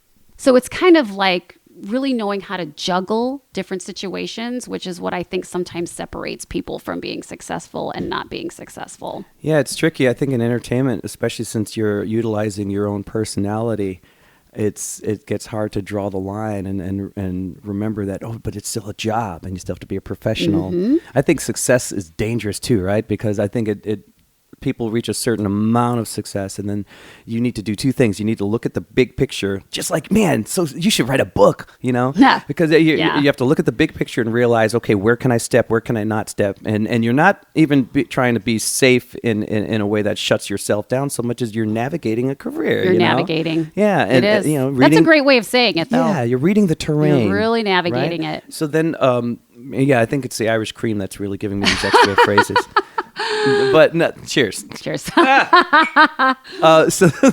the thing about that is you're either figuring out how to properly read the terrain and how to act, but then the other portion is don't let the success in any level, especially a smaller level. I don't care what level. Don't let the success get into your head so much that you think, well, That can hurt you. this is all me. I'm better than everyone else. Right. And then you start. That's a recipe for disaster. And I think that's how you get into that thing you said about just going, bullheaded, just right in, And I don't care what anybody says. man. I don't care what anybody thinks. Yeah, and if you're super talented, you can still get some longevity that way, or success. But I think eventually it's the cream rises to the top. I really believe that, and I think people, even if for some reason from a professional stance you manage to stay on top with that attitude, you're still losing something. If anything, you're losing the way people view you, as being a good thing. I know. And what good is that? So it's better to succeed in the right way. So that you don't put yourself in that danger of losing the job because, whoa, what a loud jerk. I had no idea. Get his ass out of here. And the other thing is you don't want to get to that success level and know that 50 people below you or, who are, parallel to you are thinking, yeah, he's a jerk. Yeah, I know. She's a jerk. Although there's some of them out there. Yeah, it's weird. So, man, that's a good, we got so learning in there. We did. That was kind of deep. Let me ask you about this real quick. Okay. Now I cheersed you, but I kept talking. I take a drink. Yeah, you got a drink after you cheers. How disrespectful of me. So then the first time you're in a situation where you're in the room, are you in the studio room now, or are you all in the room together? Yeah, but I do have a story of how I got there. Oh, come on. Should we go there? Yeah. Okay. Well, it'll be quick. So I was working at Metro Traffic where I was contracted out, and I was not in the studio. I was still in the merchandise mart. Uh-huh. The radio station broadcast from the Prudential building just off of Michigan Avenue in Randolph. So one day I get a call. I'm thinking can I say that? I don't know if can I say that. I'll get myself into trouble. We don't want to get you into trouble. So I got a call from working for the CIA. No. And I had this. I got a call from a TV station Yeah. in Chicago who was interested in hiring me as a TV traffic reporter. Wow. So I met with the news director and somebody else. I can't remember who it was, but I said, okay, so I'll meet with you. And we went and had lunch. So at the time I wasn't hired by the Mix. I was still, as I said, just contracted out. Well, I didn't know what I wanted to do. I was still open to opportunities, but I was not employed by WTMX. People forget that, or don't always know that in radio. Right. Often it's the sports people, the news people. They may be a part of the show, but weather can come from somewhere else. Yeah. When you get that on we're educating the masses now. Yeah. When you get that on a radio show, basically the show itself is outsourcing. Yes. So you got to be pretty damn good and special to suddenly be a cast member officially paid by the show, Well, I think, I had gotten myself in there pretty deeply on the morning show. And when this Chicago TV station was like, hey, would you ever be interested in doing traffic in the mornings for us? I was like, maybe. You had a rep now. I'd been around. This was about maybe 4 years into the morning show. Oh, wow. Okay. Maybe 4.5. And so I met with them and, I didn't even get home that night. And I had a call from my boss at the radio station. Somehow they found out that the TV station called. Yeah. And they're like, so, hey, how's it going? Hope you're well. Hey, listen, we want you to come in the morning. We're very interested in hiring you on full time. We want to put you over here and bring you in the studio. It's really important, to us. And, the contributions that you've been making to the, and I'm like, oh my God, they totally know. Who told them? That's Who awesome. had the big mouth? I'm like, wow. Oh, yeah. I mean, it had only been 4 hours That's since amazing. I had lunch with them. But big city, big market. Small room for certain conversations. I couldn't believe it. That's badass though. Well, and I just thought, oh my God. Yeah. I'm like, what's happening right now? And was that life making a big decision for you, saying, okay, this is where you belong. This is going to be home for a while. Like what happened? So you go in, and we don't need all the details, Yeah. but you go in and then it just becomes, was it a quick thing? They weren't it didn't take much to convince you not to take that other thing? No, I knew I should take it. And I wanted to take it. I was afraid to take it because I also knew that the station in itself was just generally a little more strict. They were run a little bit more tightly. And I was afraid to get into that environment because I knew it was more tense, right? Because of how it was run, which it makes sense. It was a little more laid back where I was. So I went in a little hesitantly, a little nervous. Yeah. But you get used to the environment and, they just do things a little bit differently, which there's nothing wrong with that. So make sure I have this timeline. So you were told to go in to talk for the offer, but then you were also told to go in and talk to the regular radio people. Like, was this two meetings that happened on the same day, or was the radio people just giving you more phone conversation? Well, I did the TV lunch. Yeah. Say, I don't even remember, like a Wednesday. And that Wednesday night, the radio station, the mix called. Yeah. And somehow got wind of my After the conversation lunch. with the TV station. And was like, you need to come in after the show tomorrow, walk over here, blah, blah, blah. And sat me down and they're like, so let's do this. And I was like, okay. And Do you use an agent? At that time, I did not have one, but I did get one shortly thereafter. Sure. Yes. So then they're telling you, okay, this is the new deal. Yeah. You're going to be part of the show. And is that what brings you into the studio then? No longer remote? Yep. And it's a whole different ball game now. Whole different ball game. Man. Yeah. And again, that's on the back of you. Look at this high price girl. This big market and these people from two major entities are kind of fighting over you without fighting over you. You know what I mean? Well, that was a very short fight. I'm high-fiving you. High five. I think I signed the deal with the radio station within like less than 24 You were still like chewing. You still had food in your mouth from the lunch. Yeah. It was just Yeah. But that's awesome. Yeah. So then you end up in the room, and now, man, I would imagine like within the first week, it's a whole different vibe. Now it really, as far as the fun factor, does that kind of fall in right away, or was it a little more pressure at first? Like, okay, wait, I gotta get used to this environment now. Yeah, you got to change. You got to get used to the environment a little bit. And now being in the studio, it becomes a little bit more interactive because now you can see the other people. Yeah. You can react to certain facial expressions, body movements, what's being said, that kind of thing. So you're reading off of everybody a little bit differently. Yeah. So there is it goes back to the thing. The show has been constantly evolving. And so this was just another piece of that evolution. Good for you, though, man. Yeah. Oh, I knew. Crazy. See, that doesn't surprise me, though. I knew the cameras would be after you.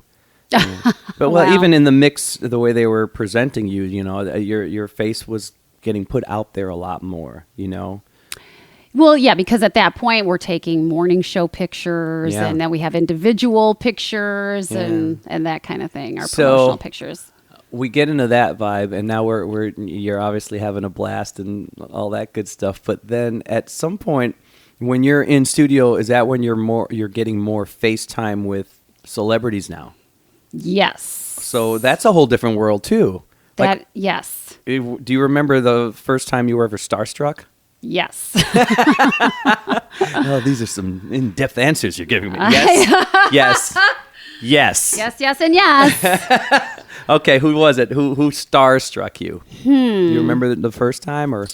Well, the first one wasn't in the studio. A girl that at the time was a friend of Kathy Hart's worked for a movie studio. Like they would come in and she would help put together all the movie shoots and find locations and things like that. Mm-hmm. And she knew I was a big Tom Hanks fan.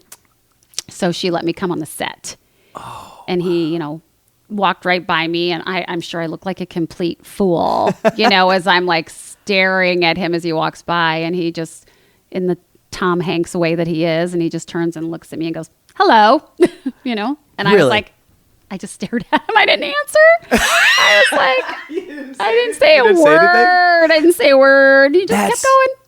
Oh, that's an awesome starstruck story, though. Yeah, but man. it's like, and it's nothing much, to it. There's no, nothing fancy to it. But you didn't wrap your arms around him and just not let go. Like, you're Yeah. America's daddy. I didn't, I didn't want to get myself kicked out. Okay, so what about with the show when someone's walking into the studio? Do you remember ever, time where you were totally starstruck by somebody in the studio? I think I was starstruck like the first few years. Wow. Probably 2 or 3 years before I started not caring that much anymore. It's weird when you see them up close and they're just right next to you and they're normal people, but they're not. Yeah. You know what I mean? But they feel more normal now. Oh, sure. Yeah. But back then, it felt like they were like an alien or something, somebody from a different planet. And I think what happens too is like in that world, you start realizing your peers now.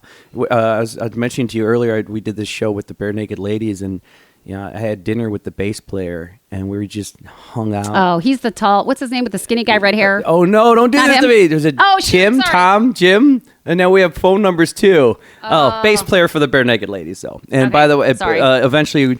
He's going to be my first call-in because we missed each other when he came to town. So we're going to have a phone-in, which I don't like phone-ins too much. Yeah. Because it breaks this thing, But he's so cool. Well, very, very nice guy. So you met, okay. Yes. So him and I we ended up talking shop because we just ended up in the restaurant at the same time. And we knew we were on the same gig. We were sound checking together. Yes. And the talk ends up being us having dinner together. And just such a nice dude. Yeah. And there's this moment when our battle stories are basically the same. His involve millions of dollars. Mine do not. But the basic battle stories and the basic stories of the trenches, we're kind of doing the same thing, and we have the same kind of plight. And it's so funny, and we're relating to it so much. Mm-hmm. And that just happened a couple months ago. But it's just funny how I think that's what's normalized them for me when I'm starting to realize, oh wow, you guys are worried about the same thing I'm worried about. Absolutely. Yeah, I think that helps. But there's always that moment when you first see them. Right. That there's that moment. Like, there it is. Yep. That's it. But it does diminish over the years. I emceed this event in Hawaii a year ago. And they had me do stuff that's not me. It was like almost stand up and improv with script for this whole event, and it was great. And it was me, and then the following speaker was the lead singer of Iron Maiden, who, by the way, is pursuing an improv speaking career. Really? And it was amazing. He was amazing. But anyway, wow. We have the same backstage area, and it's just funny. We were both the speaker. We're both the speakers. We both had the same gig. That's crazy. Yeah, he probably had a bigger paycheck than I did. But it was just interesting that I realized that after the fact that I'm just talking to this guy. And I think that's where you are, because when you're in the studio, you're all peers in that room. Yeah. You guys are all doing the same thing. You're promoting a product or whatever that star is promoting, and you're there to facilitate that and help that. And it's interesting because you're all on the same team. It really is. Yeah. I think now looking back, what gives me, at the time, like the starstruck thing is to realize some of the talent they have. Ugh. Like some of the talent, I think, is what I'm in awe of. Because we did have Matt Damon come in. Into the studio. Yes. Will Ferrell. It was after Will Ferrell that I think that I started to just not get as starstruck anymore. But you're there. Yeah. What, 5 feet away from Will Ferrell? Yeah. Or Matt Damon. Yeah. The Matt Damon one. I'm really intrigued by that one. Like, so you're right there, and there he is, and then it's just. And he's so Matt Damon. He's so just Matt Damon. Yeah. And he's perfect. Yeah, and that's the thing. Like, you feel in that thing of, the admiration, possibly that little starstruck. I think I'm in love with him, and that kind of thing. Yeah. Well, I've always been a Matt Damon fan. Really? Oh, so there you go. And then he's right there. And like that's a weird, surreal moment, right? It was, but he was one that I could say it didn't come across as he was trying. I never felt like he was trying to, like, either impress or fake what he was saying or doing. He just kind of came in, and he is who he is, and walks in and walks out and does what he needs to do. There was nothing fake about him Which at made all. him even more dreamy to you. Of course. My God, it's Matt Damon. And then what about and you don't have to give away any crazy secrets here, but I mean, even just being in a social aspect, I did a celebrity golf outing once, and I was always been a big Bears fan. And they had most of the Super Bowl Bears at this thing. Nice. And I walked into the bar because they put us up at this hotel. And there were stars and movie stars there, and that was cool. Sure. But I was so taken by Jim McMahon being Oh, there. yeah. And I walked into the bar, and the name of the group I was staying with, they were called Stormy Weather, and I was just moonlighting with them. And he couldn't remember that. He was probably 3 beers in. He's just, Stormy! But he calls me to his table, and I sat at a table, and I got drunk with Jim McMahon. How fun. And those moments where I was just hanging out with him like a guy trying so hard not to bring up the 1985 Bears team. But I mean, like when you had that moment, and then that night I'm in a hotel room, and it's just myself and Tom Dreesen, old school famous comedian, Dennis Farina, who was a cool mob actor. I forget the name of the other guy, the guy who was the bald guy in Beverly Hills Cop, that guy, the older cop, I don't know, mustache. Somebody Google it. I know, I was going to say, I can't remember that one. Bill Buckner, like a Hall of Fame. Oh, yeah. And me and 2 other singers. That had to be a little surreal, huh? That was surreal. And you're in there and you're just having a drink. Yeah. Dennis Farina, the movie star, is making the drinks. Oh, and you realize like, whoa. And how have you felt about those moments when you can't believe it, but all of a sudden the mics are off and you're just socializing? Have you had a couple of like favorites, or just either favorite stories, or just, I can't believe I'm having a drink with this person right now, Yeah. Well, there was hanging out backstage with John Resnick of the Goo Goo Dolls. Yeah. And having drinks. Super nice guy. He is actually very nice. Yes. He's a really deep thinker. Those thoughts go right on paper. So he's a great writer. And something special about that, huh? Yeah. I mean, and he was a really nice guy. I owe him really down to earth. Almost a mini apology, which I gave him the day I met him. I did a show with him with the Goo Goo Dolls in Mandalay Bay, and it was big. Oh yeah, really cool. And our Mandalay Bay had the backstage area is basically these 2 fancy huts, and their hut was next to ours, like we were neighbors, Yeah. And I just started talking to the dude. They were all there, and just such a nice dude. And then at some point, no one, it seems to be noticing, because him and I were kind of standing in front of the huts where all the crowd was, but they weren't noticing that he was out. So we're just talking, hanging out. And then as it ends, I'm like, hey, man, you got to get a picture with me. Come on, let's see that. So we take the photo. He's like, yeah, no problem. As soon as that photo flashes. Oh, no. Oh, no. It's like a bomb went off in the crowd. Like, oh, hey, what? And like one by one, people start getting to the gate. Like, hey, Tom, hey. He's like, okay, all right. No, everybody, all right. And he like looks at me and I'm like, I'm sorry, man. I didn't know. Right. He does try to be very accommodating. Yeah, yes. Cut to him being stuck before the show when he probably wants to keep winding down because of my stupid flash. Like, who knew? No. But what a nice guy. Very much so. So you had a good hang with him. Yeah. Yes, very much so. With a lot of the people that we meet, it's early mornings. They're coming in. They're swinging right back out because they're just going from place to place. But then you're doing events, right? Yes, but a lot of the event, that's trickier, huh? Because they're kind of in and out, maybe, or... Yeah. I mean... And it's kind of like an in and out thing because, a lot of times if it's an evening thing and we're doing an event at night, they're still in and out because they're on tour. So it's usually somehow being worked around their schedules. So they're going from city to city to city, or they've got like a gig that night or the next day, or, they've got to jump on the bus because they're headed to the next city. So, a lot of it is just so like in and out.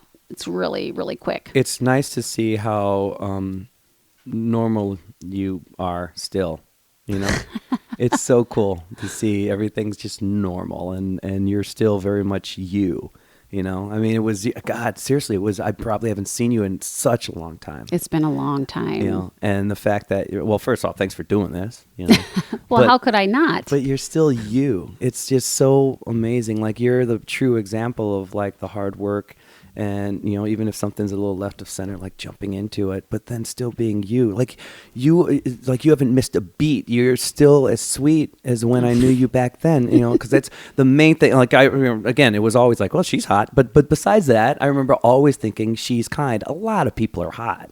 A lot of people That's are so good sweet looking. of you But to I remember say. always thinking how kind you were. You were always. That's all that really matters to me. Yeah. Oh, it's amazing. But thank you. Real quick, when you're in this realm now and you see the calls, it has the job description changing in a different way as far as opportunities.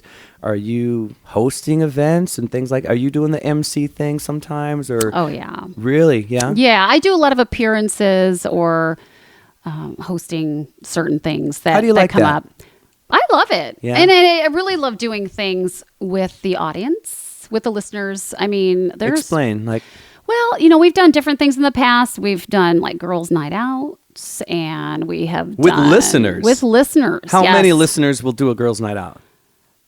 It can vary. So it depends on the venue. Okay. It depends on how much they want to pack a room, how intimate they may want it to be. We've done this thing.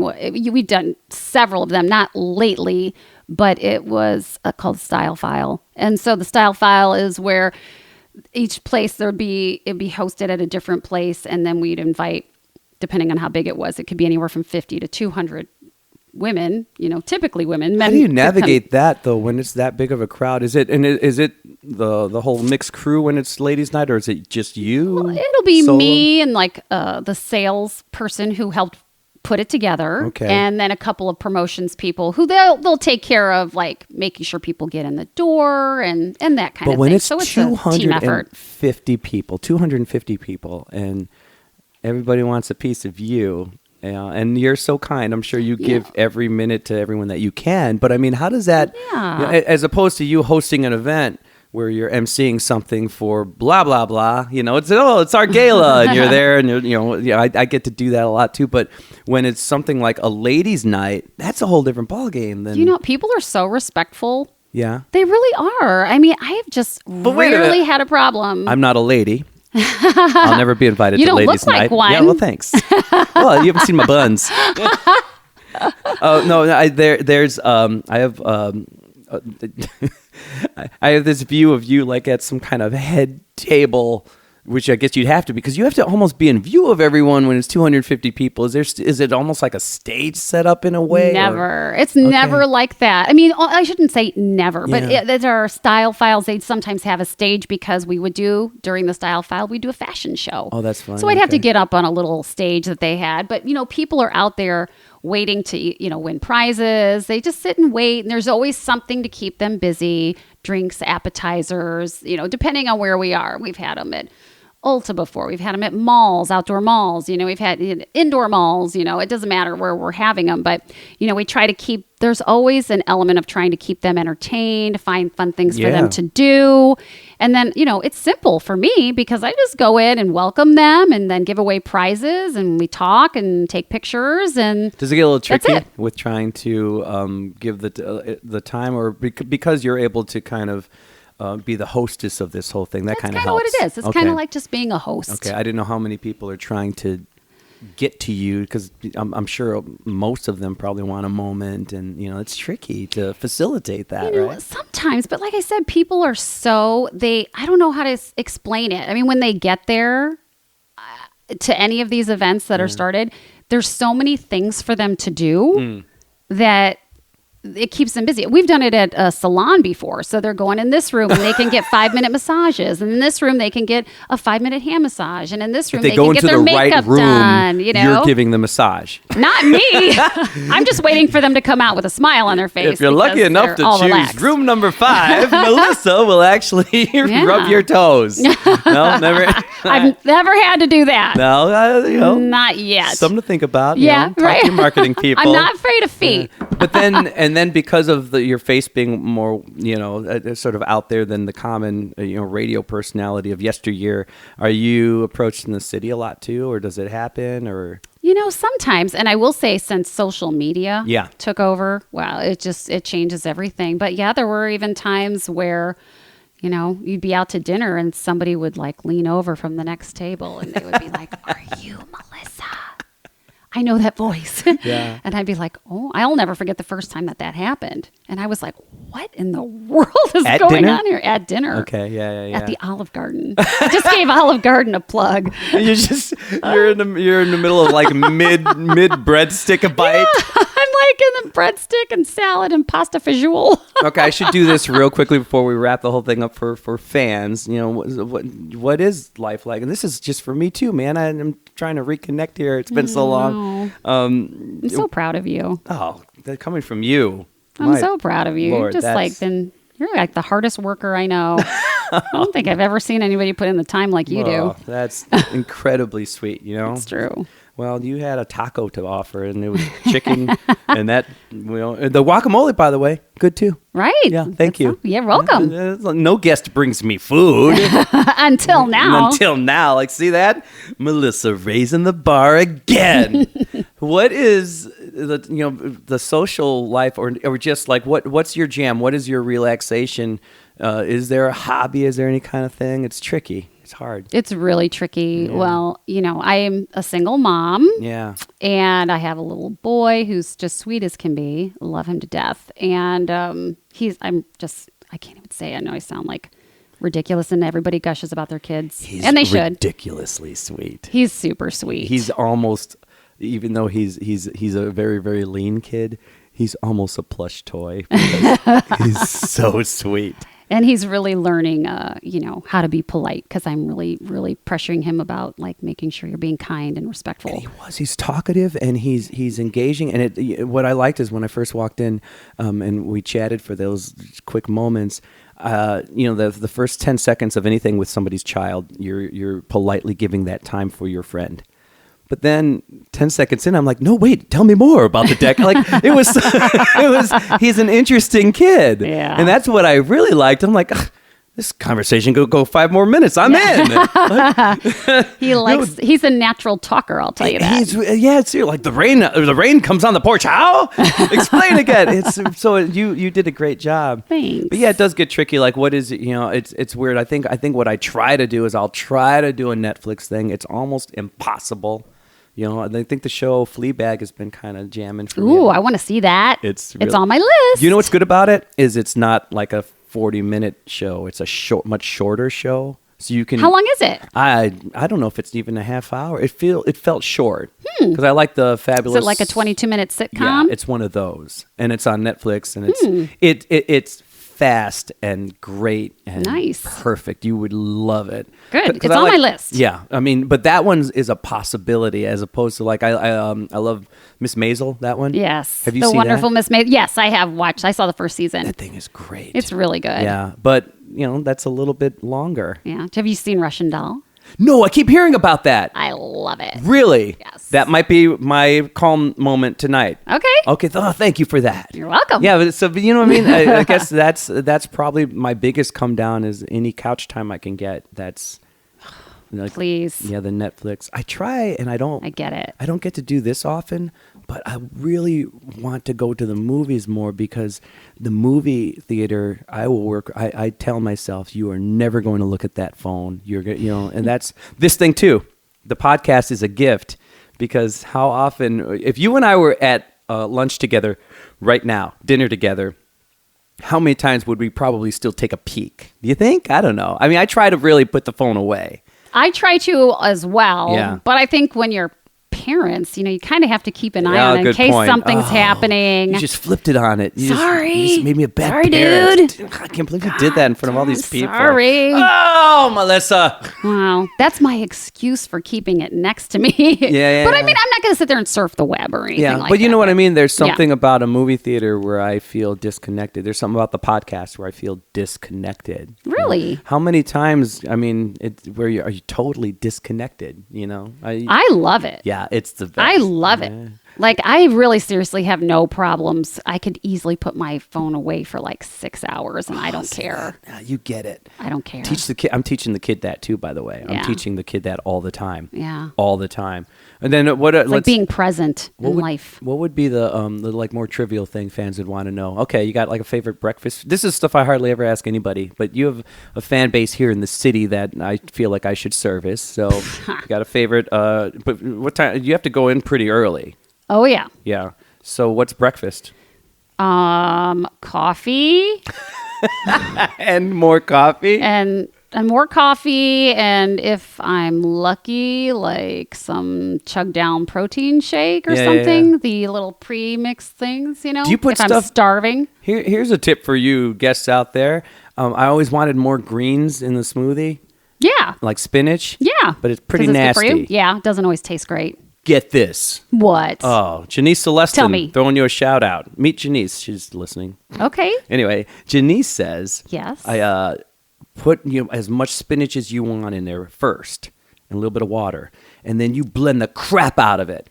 And then there's like this, it takes up barely any space. You've ground it down so much and it's basically liquid. After that, then you add the other goodies and then you can't even taste the spinach really. Get out of here. Works like a charm. Get out. Oh, I'm having the best mornings of my life because of the clumps of spinach I'm able to now put into the smoothie maker. Shut up. Give it a try. Okay, I will. Before I go to bed, I'm going to text you the word spinach. And I go to bed way later than you do. Oh, wait, I can't text you at night. Will it beep?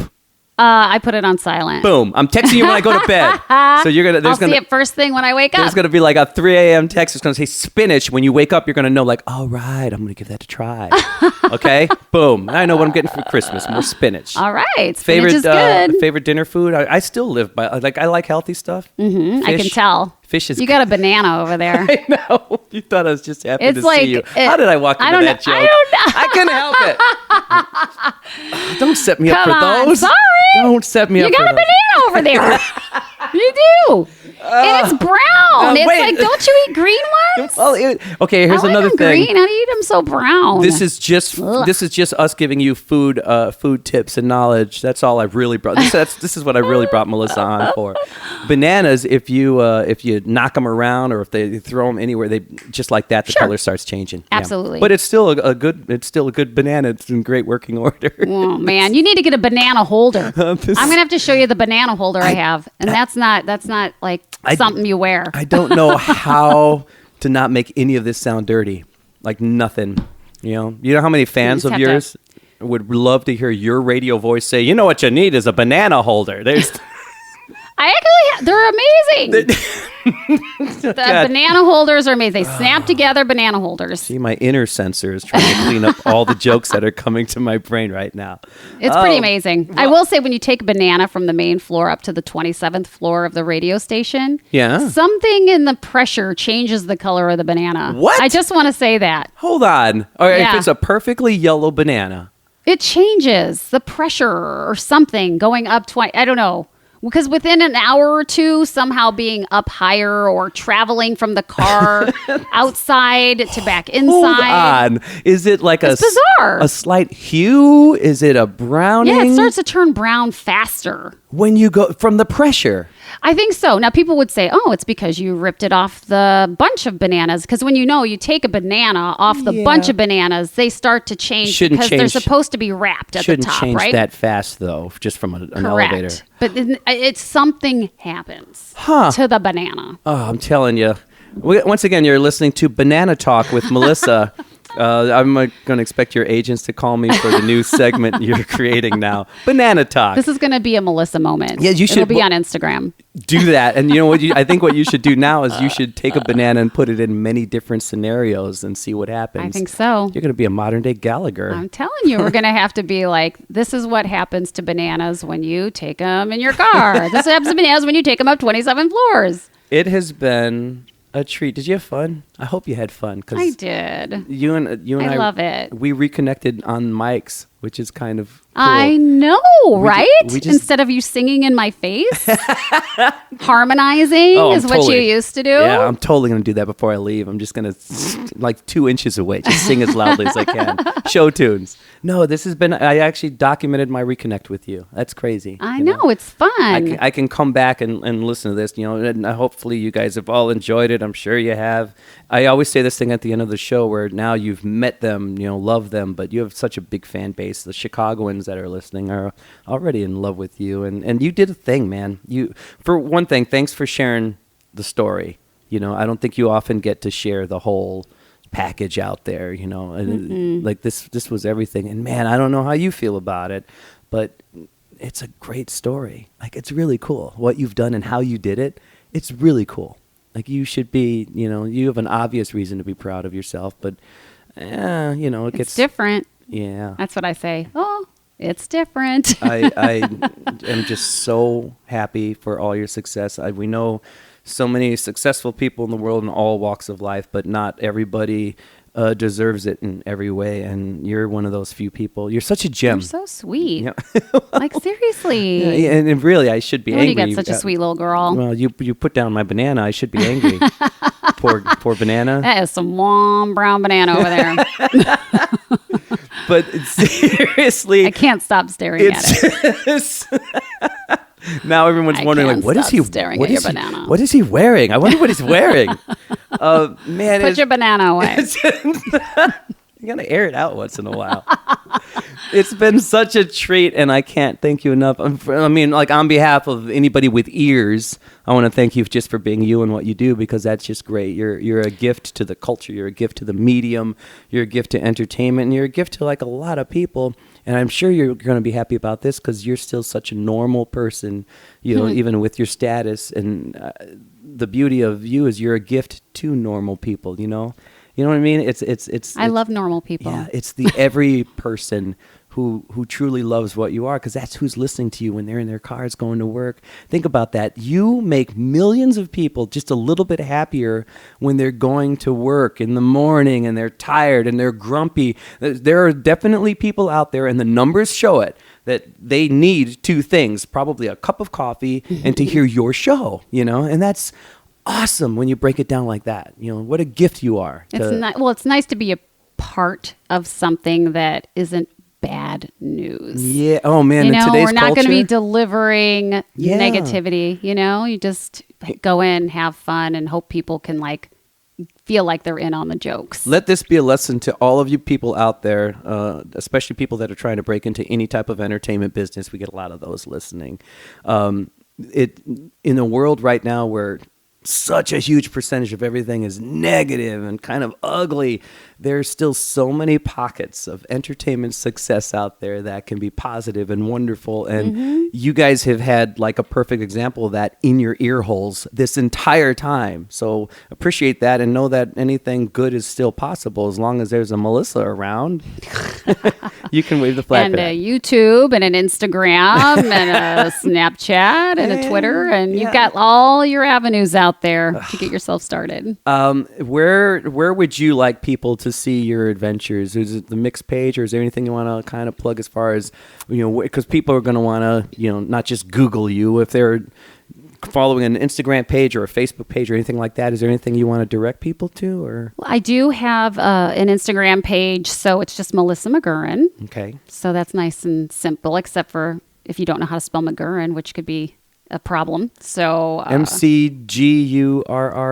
That's correct. All right. Very Boom. good. And Facebook as well. And then, of course, the same thing. It's if you went to Eric Morning Mix or Eric in the Morning with Melissa and Whip for Facebook. So we're there. And for anyone that hasn't listened to the show, if we have some folks that haven't tried it on for size, the timing of the show, the station of the show, hit them all. Hit the people who don't know. Okay, so Chicago Central Time, so that'll be 5:30 to 10. Now making you think and work a little bit. So sorry. God, why are you doing that? I know. Let's go back to my banana. Put your banana away. That brown banana. Brown banana. So what? Sorry, I interrupted. So No, you're fine. Chicago Central Time. Yep. So it's WTMX. Okay. And it's 101.9. We have it podcasted as well off of our website, which is WTMX.com. Awesome. Our producer puts it in a podcast, and you can listen online. Yeah. So, like I said, we're there from 5:30 to 10 every day, Monday through Friday, Chicago Central Time. Now you've heard all the places that you can possibly hear it. So that whether you're in Chicago or out of Chicago, check it out. You've heard the story. It's going to be fun because it's almost like, reading the book and then suddenly seeing the movie. Like you guys have heard her story. So get online or get on the radio and check it out. It's fun to hear you do your thing. It's really thank fun. you. But this is a gift. Everybody has to be happier now because if they didn't feel like they were getting enough of you, boom. Please. Delivered. You know what I need is so I just started this whole like Instagram thing. Oh, yeah. It's pretty new. And this Melissa Moment thing, like it's only been like 2 weeks. So if, even like one of you like were to follow me on it'd be great because they want me to get to 10,000. Okay. So I'm just barely over 8. I'm like at 8,200. So they're like, you just need to get to 10,000, in the next couple months. And I was like, okay. What is it? Where are they going? So it's just Melissa McGurren. Okay. On Instagram. So just, if anybody wants to follow me, my boss would be really happy and then I'll still have a job. Which would be really, really good right now. Keep her employed. Keep her. So guys, do that. And it's fun, because I follow you. I see fun stuff. You know what? I really liked Halloween. I think you were getting chased by a T-Rex or something. And you ran and it looked like you might have had a cocktail in your hand. And I was so impressed with the steady hand. Yeah. Oh, yeah. Well, that comes with all those years of bartending. Oh, there you go. Yeah. I bartended and waited tables. Nobody has a more steady hand than me. Follow the Instagram page, people.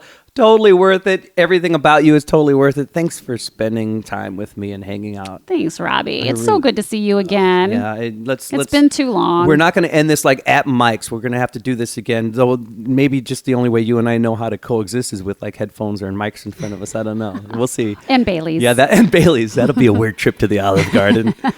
And your rotten banana. It looks a little funny. There you go, folks. Boom. If you already knew her, well, then now you love her a little bit more. If you've never met her before, I'm sure you'll love her by now. So this is Melissa. Hope you guys have had a good time. Have a great month. Have a great week. Have a great day. Go out and find your smile. I love it. And you've just done your first podcast. Thank you, man. That was awesome. And you are a dream. Oh, whatever. Too good to be true. I can talk up a storm. That's what I can do. Well, I hope you enjoyed that. Welcome to my life so far. You'd think by now I'd be a star. I may be long-winded, but hey, there's just so much I have to say. Maybe lick your lips when you're hungry. Maybe drop your head when you're sorry. Maybe shake a bit when you're worried.